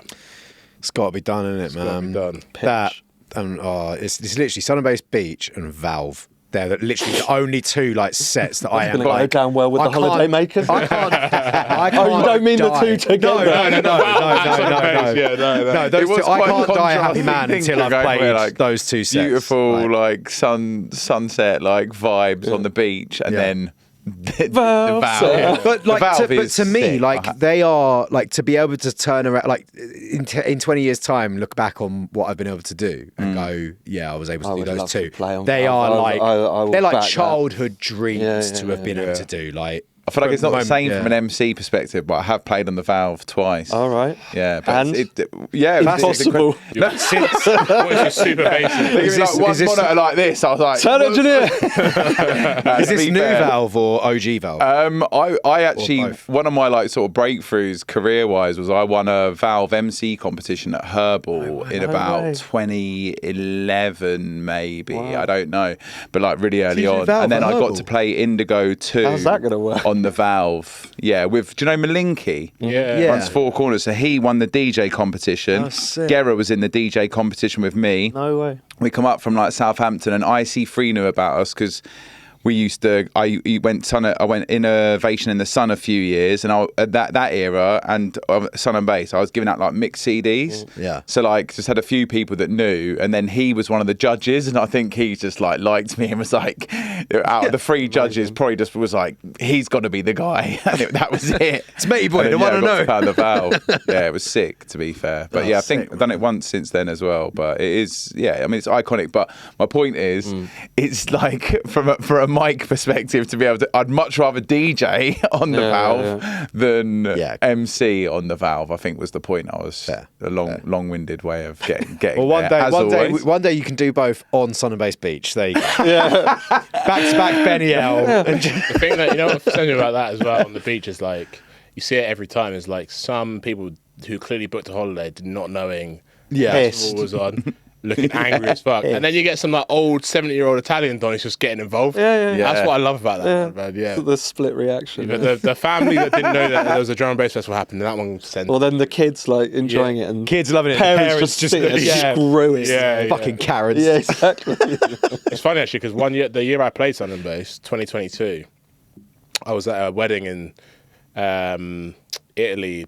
Like, I remember that. You remember, yeah. And like one of the people at the wedding that I met was like, "Oh yeah, I was just in Santiadoro," and I was like, "A festival that they were talking about," and I was just like, "Oh yeah, that's me." Yeah. Crazy. So funny, man. It's just the wedding winner. I was on the other side of the valley. Yeah, you you at were another also wedding. in Literally, I could see Tuscany. the site This is where some he was at with super this small wedding. world Same story out day, here. I could see it from the other side of the valley. Wow. mad, yeah. That's And then we crazy. came- What are the odds? Then became Sardinia and played Sun and Bass. That was a great week, man. Yeah. Uh, Anyway. Well, you mentioned North Quarter and the North Quarter crew. Obviously, that's kind of your current haunting ground, and maybe I want to say the most significant part of. Well, I mean, how would you class it? How would you sum up? Yeah, I would say Probably is. I Yeah. would say. I mean, it's where like most of my music has come, and it's where I've kind of finally pulled my finger out my ass. It's where also we did a remix for you as well in a full circle podcast moment. It's also where we managed to remix one of your tunes. Damn. Yeah. Right. Yeah, you Yes. forgot about it, didn't you? No. I love that remix personally. Yeah. No, I like. Kind of sad that you forgot about it, but I did not. you're like, oh yeah, wait, yeah, you did do that. Yeah. It's just, mate, I don't remember anything anymore. I swear I used to be good at this. Yeah, fair. It just gets Not worse anymore. and worse. Yeah. Yeah. I can tell you that. Just gets worse. Yeah, true. what was the? I don't know what your first. What was the first North Quarter tune that you did? And It was the whole EP that had 11 tunes on it, didn't it? I kind of ripped myself off there a bit. this is when Alone with Everybody, right? EP. Yeah. Oh fuck. There's always something with yeah, Fox. Alone with Yeah. Everybody. Yeah. Always I thought it something was with more than Fox. 9 Oh yeah, sorry, because there's the multi-genre instrumental stuff. version. Don't take away my instrumentals and my interludes, Jack. Don't take them away from me. It was class. It was class. It was class. technically, so this is an interesting point actually. Like 11-track EP. Why is that not an album? Because Yeah. the interludes. Certain DSPs will tell you that it is an album. Because we're putting out an album in 2 weeks. with Yeah, 11 that's what I'm tracks. saying. 11 I tracks, screwed myself over there. Yeah, 'cause that's 11 tracks. Yeah. No, we messed up there. Yeah, no, just we called it an EP, but like, yeah, it's on Spotify as an album actually. I think. Is that some old school one about the fact that it's because back in the day, wasn't it have to be like 80 minutes or something? Yeah, long No, players yeah. over a certain amount of time. When it was like a CD, you couldn't classify it as an album unless it was like, I think it was it 80 minutes or Something maybe like that. 60? I think it's That's I think an it might be excellent 80. quality over quantity methodology, that, isn't it? I'm not saying I support it. Yeah, yeah. I'm just saying So I'm you'd never pretty get sure to a when I was 60-minute going album through. these days because every tune's 2 minutes long. Yeah. That'd be like 50. 30 tunes. It's just so much of that boring, like administrative nonsense Yeah. was solely dictated by the physical format rules Yeah. and all that sort of stuff. Now that everything is streaming, all that stuff, no one cares. Like you can just call it. But in my mind, really, 11 innit? tracks, that's an album. Yeah. In my mind, yeah. People have released 8-track albums. Yeah. Like Yeah, many people. Yeah. Yeah, So so many album. Yeah, mini LP. Yeah. I mean, call it what you want. we really are lost in the terminology Yeah. of modern day, aren't we? If it's more Got than an one answer for everything. song, you should just be fucking happy you're getting more than one Yeah, song. what do you ain't want? Yeah, what the fucking what else do you want from me? Be Song happy. and dance. Shut up. Yeah. So that was the first thing, wasn't it? Yeah. Yeah. So whenever that is, 17. 2017. I think it is 17. 17, Yeah. Okay. Yeah, and then it's just I mean, I don't know. I guess it is the most it's the biggest body of music, and it's maybe like where I don't know. People say, "Oh, I recognise your stuff." I know what I know. No, I mean like you have a sound or whatever. Yeah. And I guess that's where it's happened. I still don't I think necessarily your sound believe happened- that's true. I but- think it happened earlier, personally. Okay. Like, I can hear... I don't take that as a compliment. Just Yeah, saying. okay, interesting. Because to me that means I'm basically like, don't ever tell me that you know what I'm gonna like. Yeah, it's basically yeah. like I'm predictable. Well, then no, do you know would- what I mean? I would say so. it's meant as a compliment, and that's have what this people say it as. But I We have this conversation a lot, though, because like, Interesting. I think you can have a sound, but not make tunes that sound the same. okay. And I think you've done that, and I think we've Thank you. done that to a certain extent. Your boy, I would kind of your agree- favourite halogenics is like... Yeah, Lawrence is a good example of that. Yeah. I think you can, and Perez, whoever you want to say, I think you can have a sound. Oh, 100. Yeah. Well, you I know see that what you're someone made saying. it. I see. Yeah, What yeah, 100%. You know, and all I these would people, agree yeah. that like around the time of that album is the time where I think you had solidified yourself as a consistently great As producer. unks. Even And on. Yeah. even if it meant that like per release or per track or per yearly sort of period your sort of style would change so that you're not predictable. I think that's where every track you heard on a release from you, it was just like 10-10, Yeah. chef's kiss. I also think it's actually an important thing to have as a music maker. And I kind of like equate it to like bands, right? Like bands can make different styles of music, but like the drummer plays in a certain way, for example, which tells you it's that band. Characteristic almost. Or they have a certain kit. Or or a certain kit or they use, whatever. the guitarists use the same amp. Or And I actually think that, I think that's kind of important for just Yeah, no, building maybe a body of work. I'm mixing the two things. Yeah, no, but I understand you could take it like, oh yeah, you haven't changed, you haven't got better since 2014. I understand. Basically, the rinse and repeat. Yeah, I understand that. But like, I think going back to the Spearhead release, that check, because that's really the one that I really remember thinking, okay, this is sick. Yeah. And if I listen to that and I listen to the North Quarter thing, I can tell the same person made those tunes. The tunes have definitely Really? gotten better and they're different Yeah. ideas and stuff, but like, I know the same person made those tunes. What would you What would you say are the defining characteristics? You know what? Your Liquid tunes, yeah.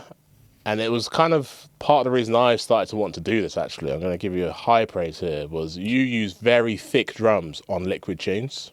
Okay. Like, really, What like... does that mean? As in, like, you're... Stupid. No. As in, like, your kick and your snare Okay. really are, like, the fundamentals in them really, like, punch through. Okay. Which I think, when you think about, like, a lot of Liquids, we're going to go slightly technical here, maybe. Well, not that technical, really, but, like... I don't know, yeah, there's just like a harder edge to your drums that you'd maybe associate with like a piano, roller, summary tune or whatever. Full-bodiedness. Yeah. That'll Full-bodied texture as opposed that'll to be being, Nick like, then, empty and because like that's what he was trying to do. Like he Yeah. was trying And to you have the same thing as well. trying to make like big drums. Yeah. Basically. Yeah. But I mean, you know, we used to talk about like making like big sound and stuff. But I mean, also like I definitely think that's like what Marcus and ST were doing and stuff. Yeah. Like all of that stuff. Like But it stood out in that time period though, because I think a lot of Liquid was kind of very think breaky, like not as like front drums. I think that's why it stood out, is what I'm saying basically. Yeah. I think Okay. that's why it stood out to me. okay, interesting. Yeah. So there you go. All right. Thick drum boy. There you go. All right. Yeah. Yeah. I guess so one thing with the North Quarter, I mean, like my favourite, probably one of the top 3 favourite imprints, I would say, in drum and bass, for sure. Not only for the events, I love the events. I love it. Also feels like, obviously, T or Lens was like quite early on this like wave of artist-led labels. In that generation, obviously, there's been loads in the 2000s and 90s, but you know, there was like There was a period like 1985 and North Quarter kind of happened about the same time, I want to say. I think so. Yeah. Basically, and then like, after that, we've seen quite a lot of artists do that thing as well. So I think T was very early on that, and he built a very strong core group of artists who sounded different but also made sense together. Yeah. And the events are so sick, man. Like North Quarter Raves are still in 2025 one of the only places I know I can go, and like people are just dancing. Is that because we're unksy enough? I think it's unksy, yeah, again, but like this is the sort of stuff that appeals to me though, man. Yeah. I've been lucky enough to play a few. Like I love playing them. Yeah. Like you can play December.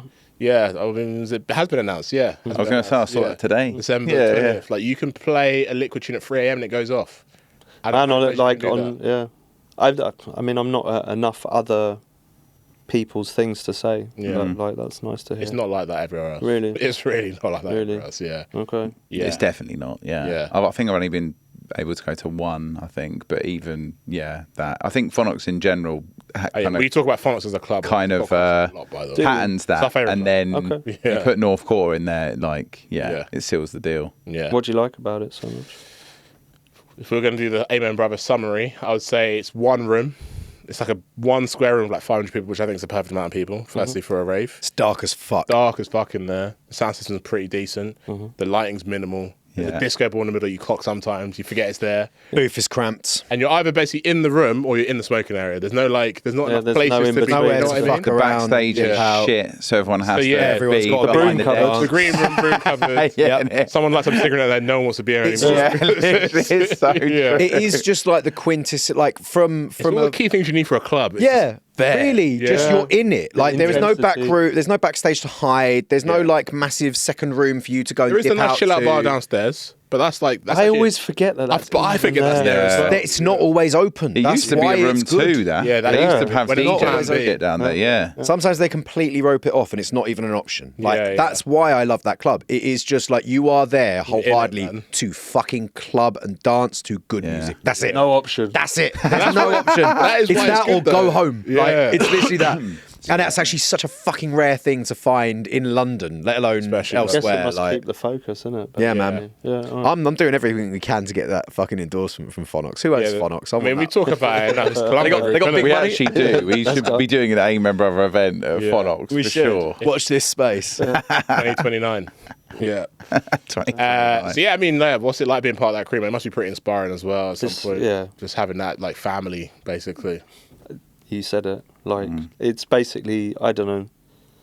For me, it just like that's what I always wanted, was to have a team, basically, and to be on a team. And like at the beginning, like releasing with all these different people, like I'm super proud to have released on all the labels that I released on. Obviously, they're all like I'm really lucky with that. But I always wanted like to be part of a squad, basically, and just to have a home. And like Taya gave me that, and that's just and I don't know, like, you know, I think that's kind of what's kept me going, to be honest with you, because it's just now to have that kind of that support network. No, but it Do you know what I mean? man. Like Definitely, it's just man. like I don't know. Wholeheartedly is, though. Yeah, we push each other on, and it's like I got this, for me, like this whole thing is just like a thing with mates. Yeah. Yeah. Like and that's what music has been. So I talked about this guy Michael at the beginning, showing me music. It's just a friend showing me music, and that's how I've just done my life. Like it's just like I show my friends music, they show me music, we just share, and then it's the same with this now as well, you know. So it's just, yeah, it's amazing. Yeah. I mean, this is how we came out, man. Yeah. We've been. Yeah, right. Yeah. That's why you guys are all in this room Same together as vibe. well. Like Yeah, it's just like, I don't know. Just like-minded people with a mutual love for something Yeah. creative that ultimately for a long time was an underground thing. So the moment you heard someone knew what it was, let alone loved it and obsessed with it as much as you did, you Yeah. were like, well, we're have to be fucking friends. best friends, Yeah. for life. Yeah. Yeah. How did you get into it? 'Cause I don't know your backstory. I mean, just briefly. I mean, it was just for a friend at school. We stumbled across a mix CD, which actually I was backstage at Warehouse Projects a couple of weeks ago, telling another school friend about this and reminiscing about it. And on Amazon, I found it because I was like, this was the mix CD. And I was like, oh, 11 quid, I'm fucking buying it. And it turned up last week, so I got it on my shelf. Can Like, you play a first CD in your house though? No. I was just going to say. It doesn't matter. It's just no way of playing a vault CD it. now, It's a yeah. vault. It's a Yeah, vault. fair. Right? Yeah, Musical time vault, right? fair. Yeah. But What makes that more unksy, that you can or you can't play it? yeah. Having a CD not be able to Yeah, play it is, yeah. But it was just through secondary school. It was, I liked it. I was discovering it. I was sharing it with others, and no one really resonated with it. And then when I left school, started working in sort of pubs and sort of putting myself out there as a DJ in London, and that's where suddenly I started meeting people that shared the love for music. So I met a load of like Joe and Liam from Solvent, and yourself, John and Tom, and Rich as well, when we were doing the Solvent nights. But yeah, Silver bullet. that was it. It Silver was just bullet, just networking in London and just getting out on the club circuit and just crossing paths with like-minded people, and then somehow 15 years later they still put up with me. So that's Good why work. I'm here. Yeah. I've obviously been able to keep a happy face. Hung around like a bad smell. Yeah. Oh, I was going to end on a nice one there, but yeah, you had to be a prick. That was dark. That was dark. That was classic John. There was no need for that. Had to was there? ruin it, didn't he? It was going to be a lovely moment. We were all thinking it. But yeah, the family thing with like TNQ like seems like even at Sun and Base there was like everyone was like having a meal together and stuff, and I feel like it really looks like a very like wholesome sort of drum and bass family. Not harmonious though. Like, do you know what I mean? Yeah. Yeah, I mean, family's fight, I'm- right? I'm- Is- I'm not- is I'm family not in it, harmonious? so- Yeah. Well, that's part of the beauty of it, isn't it? Because you do challenge and I test mean, each other in yeah, families, you know. Yeah. I don't know. It's we all mutual appreciation basically, and just a love of exactly how you said it, you know, just like this kind of everyone's got the love for it, and I don't know, You did that writing camp, didn't you? Like 2 years ago, was that? Were you part of that? was it 2 years ago? Yeah. That was Was fun. that a TNQ writing camp? Yeah, we did. Yeah. Oh my. Yeah. So who was at that? Go on. Who like we were missing some key players, unfortunately. Yeah. I think it might have even been. I think maybe COVID was still. I think it was coming. It wasn't quite Yeah. done. Like we weren't breaking any regulations, but it wasn't quite done. But like Fox couldn't come, King couldn't, Zero T couldn't come. Oh yeah, someone told me today that we need to stop using first names on the podcast because people don't know who we're talking about. Oh yeah, yeah. We do often try to put context behind it. Yeah, like we but made sure someone- that Nick was also like sub-focused Sorry, slash yeah. DJ. Keen Yeah, in that's it. someone told me Yeah. you weren't in that 0T. group chat. You didn't see that message. I Yeah, saw it. I need to apparently stop using first names. So 0T. Yeah. But right. Was that 2 years ago already? yeah, Feels like long ago. That was a mission. Where was it? The camp. Where was it in Holland? okay, yeah, no. Yeah. No, that was very funny. You also, because I almost forgot about this. You had you actually did another release not that long ago with Adrian Sattel. Sorry, There you go. Lynn 001. And 000. 000. Yeah. Shit. Yeah. Linda. Yeah. We did another one. Yeah, you've I mean, done 1, 2, 3, and 4. Yeah. Yeah. Yeah. When didn't come out that long ago, right? 2. No, they were all together. Yeah. In one go. I thought one came out. Now you drip fed a little. It came out as like all of them together, but I think didn't one come out as a single beforehand? Probably. Maybe? Number Probably. 2's the Stone Cold banger. Number 2's a problem. It's got the funk. Yeah. So why is it called that? Lin 00. Yeah. Because we thought we were like cool techno kiddies. That one went straight over my head, Yeah, they're the same. Because like there's I don't know, they do this quite a lot in techno, like these kind of there's I don't know what that actual artist name is, but it's like SXCHSSXXXXCHXXS. Right. Like I don't know, it's a bit of a like a. And then they do, you know, lots of messing with numbers and stuff. And that basically, that whole EP was just basically like on a techno ethos, basically. And we were just like, oh yeah, what would be kind of a cool techno thing? And normally, like when me and Adrian come up with tune names, they're just downright silly. So it's just like Sattel, sorry. So it's just like, just thinking we're a bit cool, aren't we? Fair.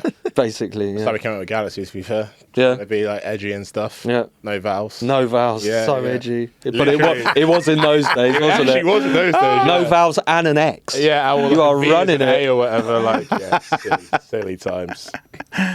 So I guess with all that said, then we're now up to pretty much modern day with the album From the Ashes. Mm-hmm. I don't know, have you guys heard it? Not out. Not out, I mean, but I've heard it. So All right, mate. You love that one. Yeah. I mean, kept it from us. Yeah, so you yeah, can have yeah. this big That's it. moment on the podcast. Great. That's the end of that You guys question. I know you haven't heard Fantastic it. podcast host. I'm actually. I didn't finish my But point. is that yet. his fault or my fault? I'm not quite sure now. Well, Feel free to go I for feel me like as well. more his fault than yours, man. I know, I mean, I'm not gonna lie. I was sat here on your Spotify discography, and when you said it, I was just like, "What? Where? one of my questions is gonna be like, is there a plan for another album? Because like, obviously, it's been a few years. Yeah. So I mean, this is your second album, Or third, depending. Yeah. Or depending how you depending look at it. according to Spotify. Obviously, Jack would say it's my second because there was instrumentals and interludes, and I don't. they don't count. Spotify would call it your third. Spotify would call it your third. And I'm back in Spotify on this one. I Yeah. can't believe I just said that out loud, but yeah. Yeah. Damn. Yeah. How did this process compare to previous? Easier, harder? Easier at points, harder at other points. Begin like start and middle, easier, end hard. Yeah. Hard. Not necessarily harder, but hard. So Weird because actually we just had exactly the same Did you? experience. Exactly the same experience. The end was a slog. yeah. This is your second one, right? Yeah. Okay, so for your third, I got a question. Good shout. So, not harder, but do you feel like before you sat down to go, right, third album time, did you have a conscious new or different approach to how you were going to do it, or even like how you intended to do it to the previous ones? Yeah, possibly. Yeah, just like fairly like macro scale, but just not to agonise over stuff, and just it's what I've basically been trying to do. I don't know since when, but I'm basically trying to just write and finish stuff and just do music a lot more spontaneously, because I think you hear it in the music. I think you can hear when someone's laboured on a tune. I think you can hear when someone's really, and that's not to like devalue or say that agonising isn't necessary, because sadly it probably is. But I definitely now always have this thought in my head that I want to, at least the creation part, to be as spontaneous and as carefree as possible, because I just think like that's how you really channel the feeling and the emotion 100%, of the track, like in the most honest or like whatever, like efficient, or I don't know. There's many words that you could use to explain it, but I just think I like music that is spontaneous. It also means that I enjoy it more. Yeah. Yeah. Instead of like, day 3, still on the snare. Like, I just don't want that shit. Yeah. Well, the spontaneous spark of creativity is something you can't. And if you recreate, agonise, that's what like- you lose. Yeah, exactly. Then you lose that, and then you end up like going down a different road, and maybe that's not a bad thing. Yeah. But like you lose that initial idea that you had, and I think I'm so like bad with that. learning Time- to capture that is like quite a cool thing. Time spent second guessing is for producing and sound design, which could all be done down the line. Yeah. Like the idea, Yeah, and exactly. the spark just needs to happen as Exactly. soon as possible. And then maybe that's why the beginning and the middle is kind of the easy bit, because undoubtedly that's probably the more fun part. Yeah. Just because that initial buzz that you get off that creation and stuff is like, that's unrivaled, isn't it? I mean, and then the finishing is just like, all right. Yeah, Fuck. that's just almost not paying by numbers, but you kind of know what you have to do to finish. It's more scientific, I suppose, Yeah. more methodical, isn't It's- it? that's Like, it. It's a process. Yeah. These are my favorite kind of conversations as well, because like I actually, that oblique strategies, you heard about that? You know what that is? Yeah, that's by Brian Eno, isn't it? Yeah. Yeah, Brian Eno. Yeah. So I got the oblique strategies app Oh, wow. because I've always looked He's at that. diversifying then. Yeah, so I mean the actual cards, it's like £100 for a stack of cards. I'm like, am I going to spend £100 on? Probably not. But there's an app. It's £4.99. I got it today. You can put it on your home screen where it just shows you one of the random cards. And actually, in that, do you know what this is? I'm talking about. So oblique strategies is basically Brian Eno created this like deck of like 50 cards, I think it is, with just like one liner. It's basically a creative strategy to get you out of a rut, and some of them are Sick. Some of them are random. Some ones like get a massage. Like it's but like some of them are quite. Do you keep drawing that one? Yeah, I just. Get a massage. Gotta get. That's my fifth this Oh, week. damn. Yeah. Get a massage. No time in the studio. Yeah. But like the idea is that it's like shuffle and like, and the thing is, depending on where you're at, the context of the card will mean very different things on different days. Gotcha. It's like producer tarot. But it's not even. But it's not. Yeah, it's not even like it's for any creative process because like some of them are like change the color. Yeah. That could you can translate it differently in the music sense. Yeah. Luke would get that one. Some of them are LSB. like destroy the main bit, which is when you were saying about like capturing the essence. It's interesting because I do agree with that. Sometimes it's so annoying when you have such like I don't know if you have. Do you ever like dream a music idea? Sure. And when you wake up, you can't recreate it. Yeah. All Like, the time. all the time. It's the most frustrating yeah. thing, right? And then when you do, you're just like, this is shit. Yeah, like literally. I had this moment. I want all the snares to go ding, ding, ding, ding, ding. You're just like, hey, this Yeah, no, like literally that. And I had this the other day, and I like actually woke up, and like, my Mac was actually by my bed, so I was like, let me just try it. Go. Yeah, but then what it did do is like I kind of started building an idea around it, and then it sounded crap. But then like I deleted loads of it, and I just kept one little bit, which sounded kind of cool. And Wicked. create a new. So I guess it's just interesting to hear you talk about capturing the essence of the idea, because if you can capture it in its purest form, normally that creates a pretty good end product. But sometimes just sacking off 90% of it and then doing something else with it is also quite fun. Yeah. Yeah, but it's everyone's got their own approach. But yeah, for anyone who's creative, I would actually. It's not for everyone, this oblique strategies thing. It's kind of gimmicky, but like I find It's very well known and appreciated. I think it's pretty cool. Yeah. On this sort of new, fresh idea, getting it down as quickly as possible, sort of not losing the spark, not losing that emotional magic. The TNQ writing camp you did, was that by any chance the first writing camp you'd ever done with people?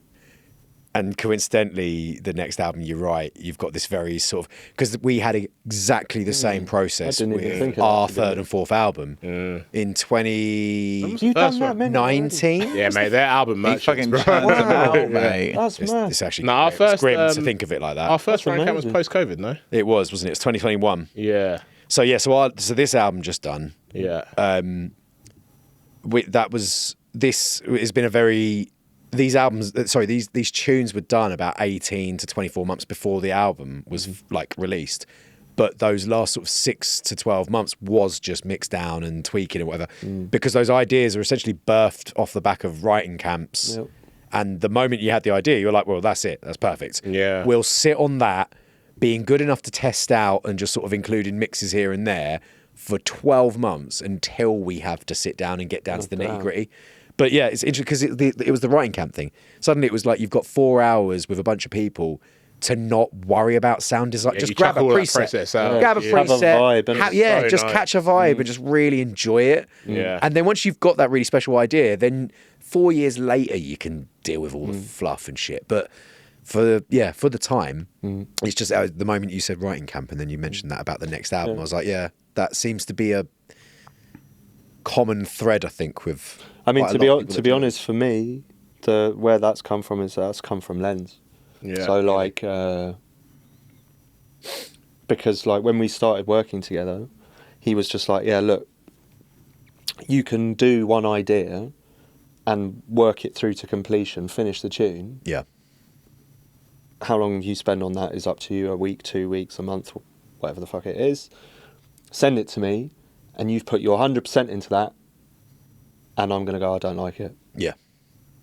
Not because it's a bad tune, not because it's not well made, doesn't have like that spark. whatever, it just doesn't catch me. Yeah. So instead of doing that, just do a vibe. Yeah. Do a vibe. Sketch. Do a sketch, that's what Yeah. he calls it. Do a sketch. You can spend 30 minutes on it if you want. Yeah. I don't care. Send me that and send me a lot. And then you'll catch a vibe like off that, or I won't. And Yeah. so he already basically got me working like that, because before that I did try and I was like, well, I can't manage to read more than one book at a time. Yeah. So I sure as hell can't write more than one tune at a time. Yeah. Yeah. It's not true. And actually, like, I don't know. Yeah. So this is how I do it now. And this way, I don't get bored Yeah. of the tune. 'Cause otherwise, you know what it's like. As soon as you spend, like, a lot of time on a tune, Sick of hearing you it. just hate it. Yeah. Yeah.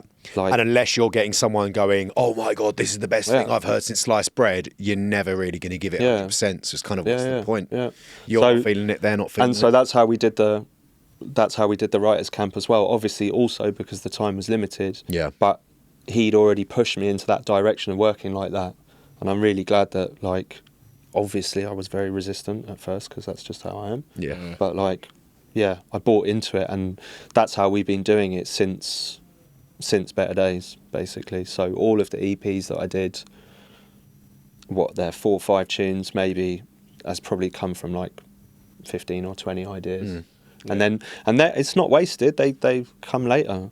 Like Serious, I think I even talk about Serious. Oh my god! How long was that tune doing rotations before it came out? Because Man, that tune was sat on my hard drive unfinished for like 5 years before I decided to finish it. 'Cause I just thought, oh, this is shit, and then like came back to it and was like, oh, actually that's all right. 5 years later, and then Such a big tune. I remember the day that you told me, Serious by FD's finally coming out, and I was like, Yeah, 'cause it was- And I remember saying to you, wait, it's not out yet. And you were like, nah, it's just been doing it. And I was like, bruv, I thought it was one of those tunes that wasn't ever going to come out. And it had just been like sent out to DJs. And if you weren't there at the right time, you weren't. I went in the cool club. I didn't get it. Like, I didn't get the dub. Yeah, I didn't. Yeah, I thought I was one. That wasn't one of them ones. Just saying that wasn't me. Like, I don't remember like how that went down, but that wasn't me. All right, that's good to know because I'm so hurt by that. That was a tune that I wanted. It wasn't me. I wanted that tune badly, bro.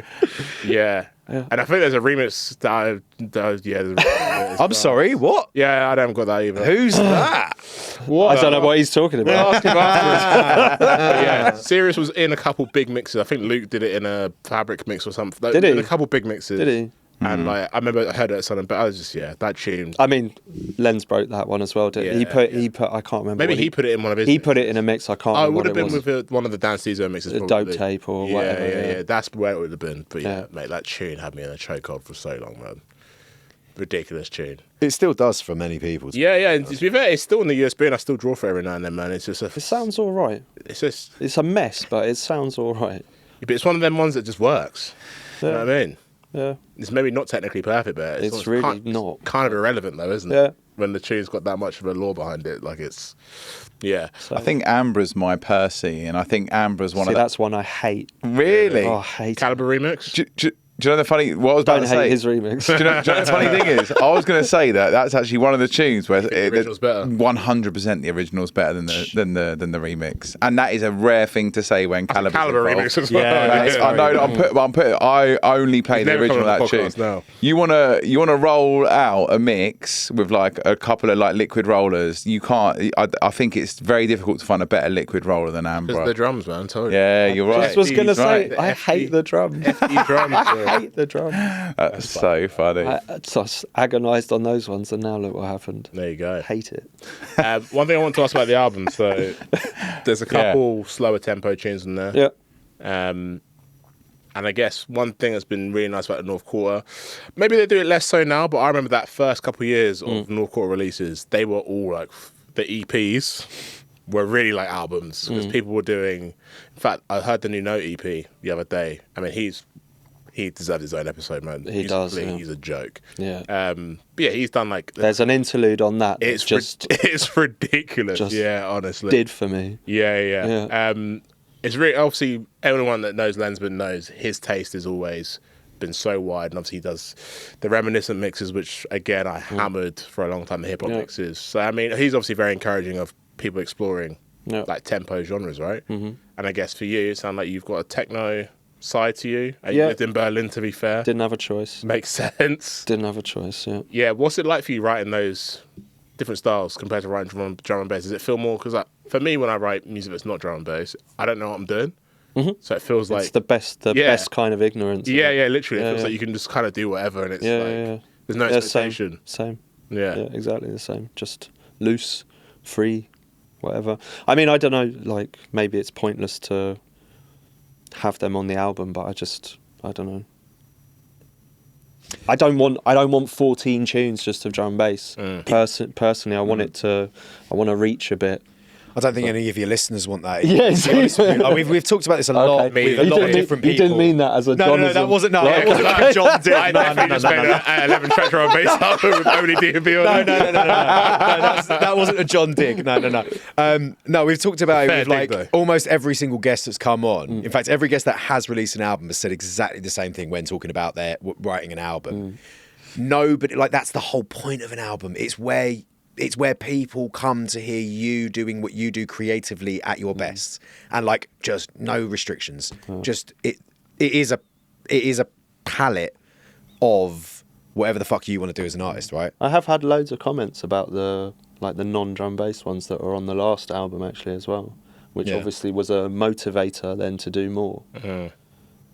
Just because you think people, I don't know, like obviously like the streaming numbers don't really represent or whatever, but like I definitely feel like I had a lot of comments about those tunes. I mean the house tune that I did on my last album, I'm super proud of actually, a tune called Ribs. And like I got some mad people playing that as well. Like it's just really, like, yeah, sick, like so cool. And so I don't know, and I don't just like drum bass. None of us do, right? So, No. So we're already quite limited in a way, obviously through choice. But then when you have that chance to do it, it's just like, yeah, really enjoy it basically. So, and just I don't know. I think with these ones, I just basically was like, okay, I set a tempo. I was just like, right, I'm going to do that speed today. Yeah. And the project's just called 130 thing or 140 thing or whatever. And then just like, and you can't remember what it sounds like 3 months down the line because you're like, yeah, the names, yeah. Like it's just. Well, you name the project one thing and then you name it something else when you bounce it, and then It's the most confusing Then you're part, buggered. Yeah, then you're That really we do fucked. that all the time. all the time. All the time. There is a hack for getting out of it, but don't worry, we won't bore podcast listeners with that. I mean, that's the kind of stuff they want to hear. To be honest. Let's do it. Everyone's All like, right, okay, it's no, I'm quick, joking. it's I'm quick. joking. Oh, it is quick. Don't do it. I don't want to know. Sort by date created on the project files, and Oh, then your hello. bouses. There you go. You just find the ones Oh, that that match up. wasn't- It's that easy. That wasn't even good. That is good. That's good. It works. I thought it was going to be some It mad works. deep thing like Control Alt 7. The number of times I've opened 30 projects unnecessarily and it's Still not solving it, the problem. and then you So do that and you find it infuriating. instantly, and it's the first one you open. You're like, that is Gonna try it. Date created. Opened. Date created. That's one. Fair.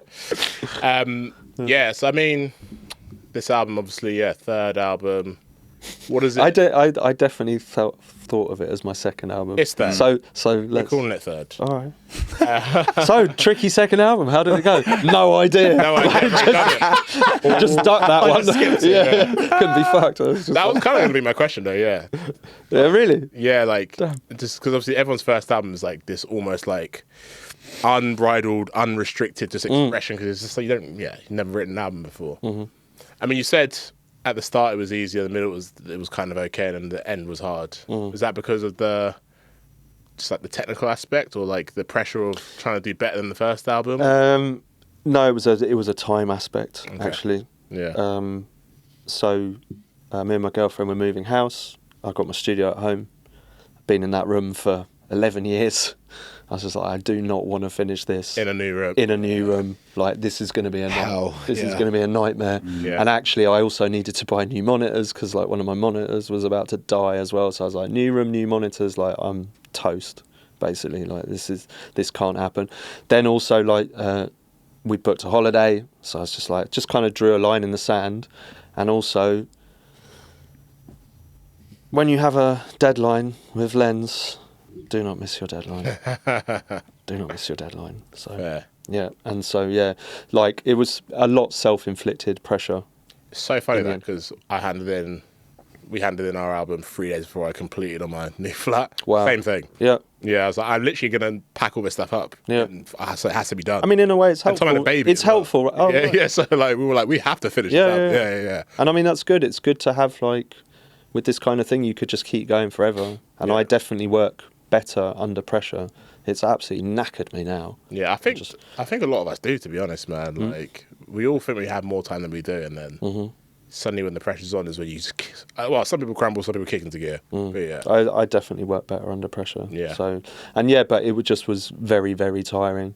And then like, I basically got all the tunes done before we moved, which was a small miracle. But then I was waiting on like, I think 5 vocals before we moved. And then basically had to do it all in headphones, like at the new gaff, because I just wasn't going to risk.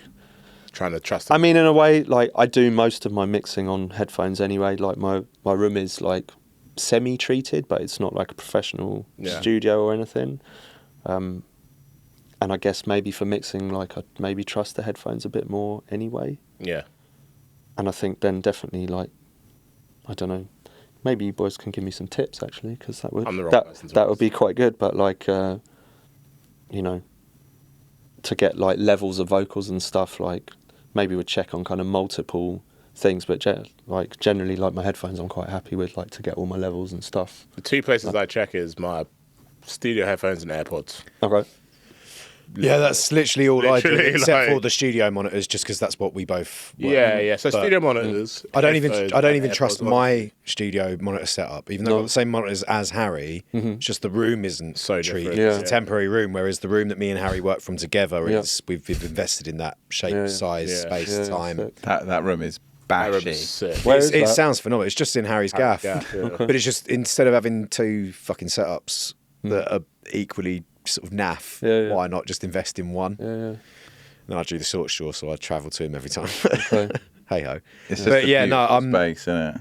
but I am exactly this. Like one set of monitors, and then it's just AirPods, and then I've got the headphones that I DJ in. But the only reason why I check on the DJing headphones is just I always second guess how bright I'm letting a mix be, Okay. and then when I put those headphones on, I can tell if it is a bit too bright because I think they've got Yeah. quite a lot of high end on them, specifically so you can What hear hats when headphones you're are they? DJing. Audio Technical ones. Oh wow. Okay. They just fit my head. I've got a big old head. But yeah, they're nice and bright. And so you can hear like hi-hats when you're DJing. And so just every now and then I'll put them on. And if it's like too much, I'm like, right, that's definitely too. Yeah, and but the yeah, thing I've is you got would So have- AirPod headphones. multiple sources then. Yeah. Yeah, but just like, it's just whatever three I you feel like I reference know things the as well? most. On other, Like other tunes. no. So one thing that not really. one boring producer chat, but there's a reference plugin by Isotope. I can't remember what it's called, but basically, Reference. Yeah. do you know what I'm talking about? Yeah. Basically, you can put a tune in, like any file that you want to reference. Ozone. There's a separate plug. Anyway, put a tune in, it draws a curve, it puts your curve against it, and you can see how far off you are. And it's actually just a nice little, just another like But way. would that then work for like getting like a level of a Maybe vocal? not for a vocal, but just like overall mixes. Overall Like, balance and stuff, sure, yeah, it's yeah. really useful, Yeah. but maybe not for vocals. So maybe on a vocal. Yeah, maybe. Maybe because you Depends where it's depending on and Yeah, how if you- frequently if we've you got reference gaps a in tune that that has a vocal, vocal you'll see that Yeah. you'll see that sort of EQ curve sort of spike up, and you'll see the levels Sorry, as well. Rich, So we've gone deep into technical. We always try to avoid this. Do we? Okay. no, but the thing is though, like every now and then people do say, People like, wanna hear why it. don't you Yeah. I talk just about don't this? wanna And I'm hear like, it. because you don't want it for 2 hours. Yeah, And trust trust me, me. like, let us Trust talk me. about it for 5 minutes. It'd be like being in the green room of a show. I reckon there's a lot of people that are watching. Do you want to this come that backstage? definitely Are wanna you hear sure? this. Yeah, like It's either literally. nerding out Yeah, on I like don't. VSTs and plugins, or everyone's just sat on their phone in silence. Yeah, Like, exactly. it's one or the It's other. great here. Yeah, it's so cool. Oh man. You probably didn't. I don't know if you saw this, but I did actually put a thing out for some questions from. I didn't, but Luke told me when. Okay. Yeah. Well, we have some questions. All right. Did It's always a nice way to, because some of the questions are silly. Did we get one from Connor Slater? We did. Yes. Yeah. Oh god. They're always the highlight. Why is he always? He No, just asked great No, questions. they're just great questions. You'll like his question. You'll Will I? never guess what his 100%. question will be. I don't know. I what like his the way that you've basically like dumped him in it as well. So Oh, we like, always- they're Oh, not no. anonymous, right? No, so no, then no, I no. can I know. read the names I know of who I have To to be, send to be for. fair, right? I reckon you It's like- could not Oh, they're read not the bad name out. questions. And They're more like now you'll never you'd be able to predict what guess it's gonna be. it. Like, Yeah, you can yeah, guess yeah. the Slater question. It's more just because he's just a joker. Yeah, he asked. It's just a joke question. It's going to be funny. It's always a nice way to like, because some of them are like serious, like, oh, like, what's your inspiration? And some are like, what's your favorite cheese? And literally one of them, Of funnily course. enough, Well, it fits, doesn't it? is where, yeah, they were like, they actually said the fact that you live in Switzerland. Yeah. What is your favorite type of cheese? Who is this? This was Harry 4D. He's part of our Patreon group. Shout Big out up to Harry Patreons. 4D. What's my favourite cheese? He said his was raclette, by the way, which I I don't know. If don't, it's I actually don't know if that's a cheese. it's a that's technique, isn't that's it? a format. Yeah, so I don't know if he actually kind of. I agree. Well, the cheese that traditionally goes on. I reckon you can raclette any Yeah. cheese. What's, probably. what's the traditional cheese that? Am I about to lose my residency? Yeah. because you I'm go talking wrong about. Manchego. Yeah. Well, but also Get him 'cause gone. you got raclette wrong. Like what are you doing? Yeah. But is it a French thing or is it a Swiss thing? Oh, I'm doubling down here, aren't I? They're really gonna hate me. What's my favourite cheese? It's got to be cheddar, isn't it? That was not what I was expecting. But No? yeah. Smoked or normal? What? Yeah, you know how smoked. Smoked. I much prefer smoked cheddar. How do to you cheddar? No, don't answer. No. Yeah, I don't know how you did. Normal. Melt if Do you know what? Raclette is not only a technique, it is also a type of cheese. Is it? Thank you. Well Shout out done, Harry thank 48. you. Well done. Sorry, we doubted you. All right, Rockwell, Tom, you know him. Mm-hmm. He said he just said talk about your time in the Haringey ladder. Oh, did he now? That's what he said. Yeah, that was mad. Yeah, and funny now that like back around there at the moment. So Yeah. That's right. yeah. There's a lot of DJs live around back. That I don't know when those when was that 07 to 10?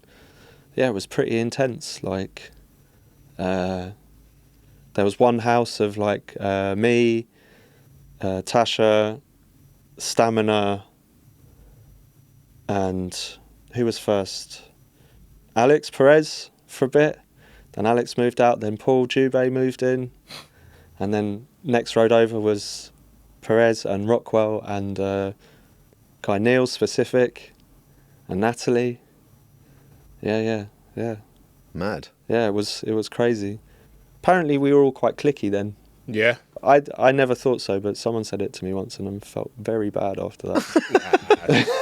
Was that like another artist that was trying to infiltrate? Yeah. I don't know if he was like trying to infiltrate. Well, by the sounds of it, he was. Yeah. He was like, "You lot were really cliquey." I was We were like "Really?" super late to that party. Yeah, innit, because really? we kind of moved there, and it was us, SP, Lawrence, Alex. Yeah, that was just Stu after. still just flying the after flag. Stu's still there. I'm Stu- still there as well. I just bought a flat in Haringey. Yeah, So I'm there forever now, so I'm stuck.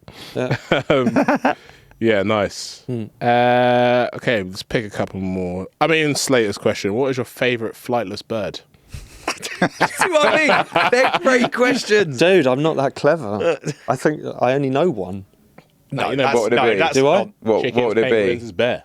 Yeah, ostrich. Emus, Ostrich. ostrich. Penguin, You can go different type of penguin as well.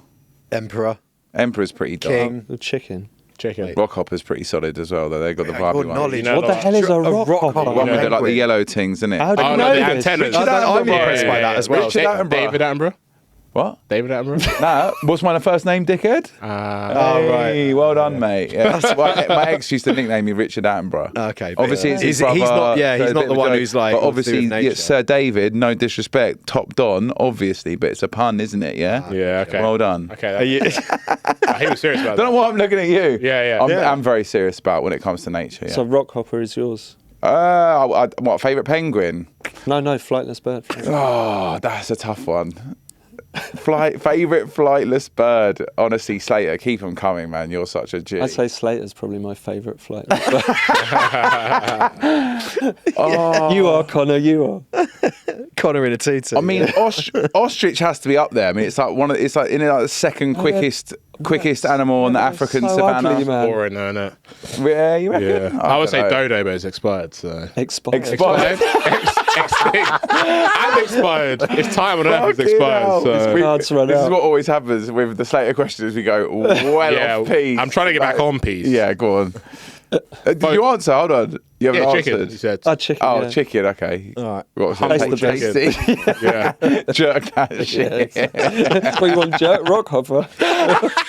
Yeah, ostrich could be. Ostrich. That would could be a lit, thing. man. That could be jerk. something, isn't it? Yeah, bit gamey. ostrich burgers. Yeah, I don't know. Little Also, bit don't know how powerful. like you'd get that on a jerk like barbecue either. That would be quite a challenge. I They're do know. big old I burgers. do know. Smaller. This is the most human cut rights it up. thing. Just cut it. Yeah, ever done. Chop it up. Sorry, yeah, you don't have to put the whole fucking thing on, do you? This is the Or most. get a really big barbecue. This is the most human race thing we've ever done. We get asked a really like nice question about what's your favourite animal. Yeah, all how of a does it sudden they're on the taste? barbecue. yeah. It just tastes the best. Fuck's sake. All right, let's do two more, I reckon. Oh, God. Focus, MC. Said, Bam. what's your favourite tape pack? Oh, damn. That's a real unk question now. Damn, that is. Yes, Yeah. thanks. Yeah. Well, I have a favourite tape. Go on. Because and it's Andy C one side and Randall on the other side, and it's One Nation. Oh, damn it! I found the set on. I've got the digitized version of the set now, but it's like Stevie Hyper D, Skibber, just yeah. Know that tape like An iconic back one. to front. Yeah, I can't. I think. You don't want to remember that. I can never fucking remember. It's not. Yeah, There's so many. I think it might be like Boxing Day '97 or something. But like he played, it's just like that Andy side is just ludicrous, and just Stevie's just ripping it. Yes, good question, Phil. There you go. Yeah. Okay, last one. Warno asks, irrespective of popularity, what is your favourite personal body of work and why? I guess he's asking tune, not project, maybe. Let's go tune. Yeah, because otherwise that gets a bit difficult, doesn't it? Favourite tune? Yeah. Whoa. I mean, yeah, as we've found in this podcast, I don't remember much apart from my old Unksy stories. This is a favorite tune that you've made, by the way. I presume that. Yeah. Okay. A pretty wide question otherwise. The fact that you can remember a tape pack with Andy C. not your own. Because it's way more important. Oi, stop that. You gotta stop that. Mate, that set is sick. I'll Yeah. send you the link to that. Because whoever that geezer is, you need to know about that, actually. I don't know who he is, or who they are, or who she is, or whatever.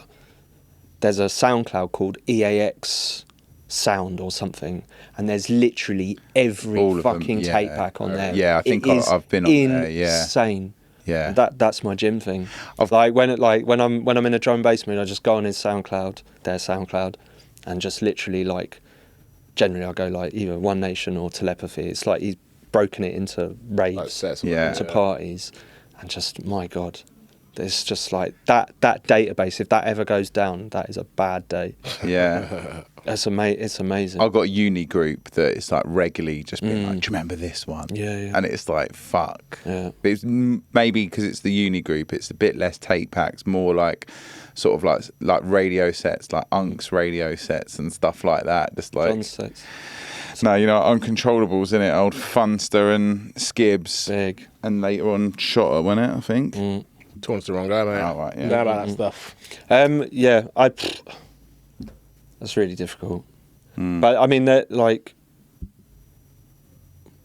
I think the interesting thing for me, with my music, is a lot of people often say, "Oh, you DJ quite different to what you make," and I think a lot of people expect me to play a lot more wafty, when I play, and then actually, I tend to play quite hard, and in inverted commas, but just because of what I said, I grew up on this Andy C, Randall, whatever, all that kind of stuff, dance floor. I like that. So the tunes of mine that I keep coming back to are ones that I really like to play. And there's not so many of my tunes that I always feel that confident to play. But recently, Double Drizzle, I'm still playing that a Bully lot, as and well. I'm really happy with Bully as well. tune. Actually, it still feels kind of fresh, which I'm quite happy about. So, What's the one that's named after the NBA player? Sean Kemp, Oh, yeah. mate, I was so happy when I wrote that tune. I don't feel like anyone played that. I mean, I played it. My guy. My guy. I was so happy when I made that. I was just yes, I've nailed that. It's a big tune. Top to bottom, still quite happy I with. still play that all the time as well. Sounds all right. It's so good to mix with liquid tunes as well. It's a tool. Yeah, and that's really what we miss these days. We need these joining. Just you can just put it tunes, underneath other tunes. Yeah. Yeah, but I guess where everyone's boxed off now and just I do musical stuff or I do hard stuff. For me, if I don't have those in my box, I'm done for. That's why everyone needs to keep writing albums. If we don't have albums, people won't write those kinds of tunes. Yeah. Albums. Yeah. And I think that's a beautiful way to close it out. One more time for the people. Release date, From the Ashes. Yeah, 12th of December 12th of on North December. Quarter. You know it's going to be a Sick. quality product. Make sure you're tuned in. There you go. Thank you so much for coming on. Thank you, Yeah, guys. big love, Thank mate. you very much. Very much Really appreciate appreciate Yeah, it. appreciate you coming. Thank you. I never know how to end these. I never know how to end these. Well, make sure you follow Freddie on all of his socials as well as all of ours. We Well, plug we're gonna- these at the we're- start. Yeah, how We're gonna, nice. we're gonna plug it on Instagram. Yeah. But yeah, do that. Go Yeah. and do that. Thank you, And we'll Gary. see you next time. Peace. Goodbye.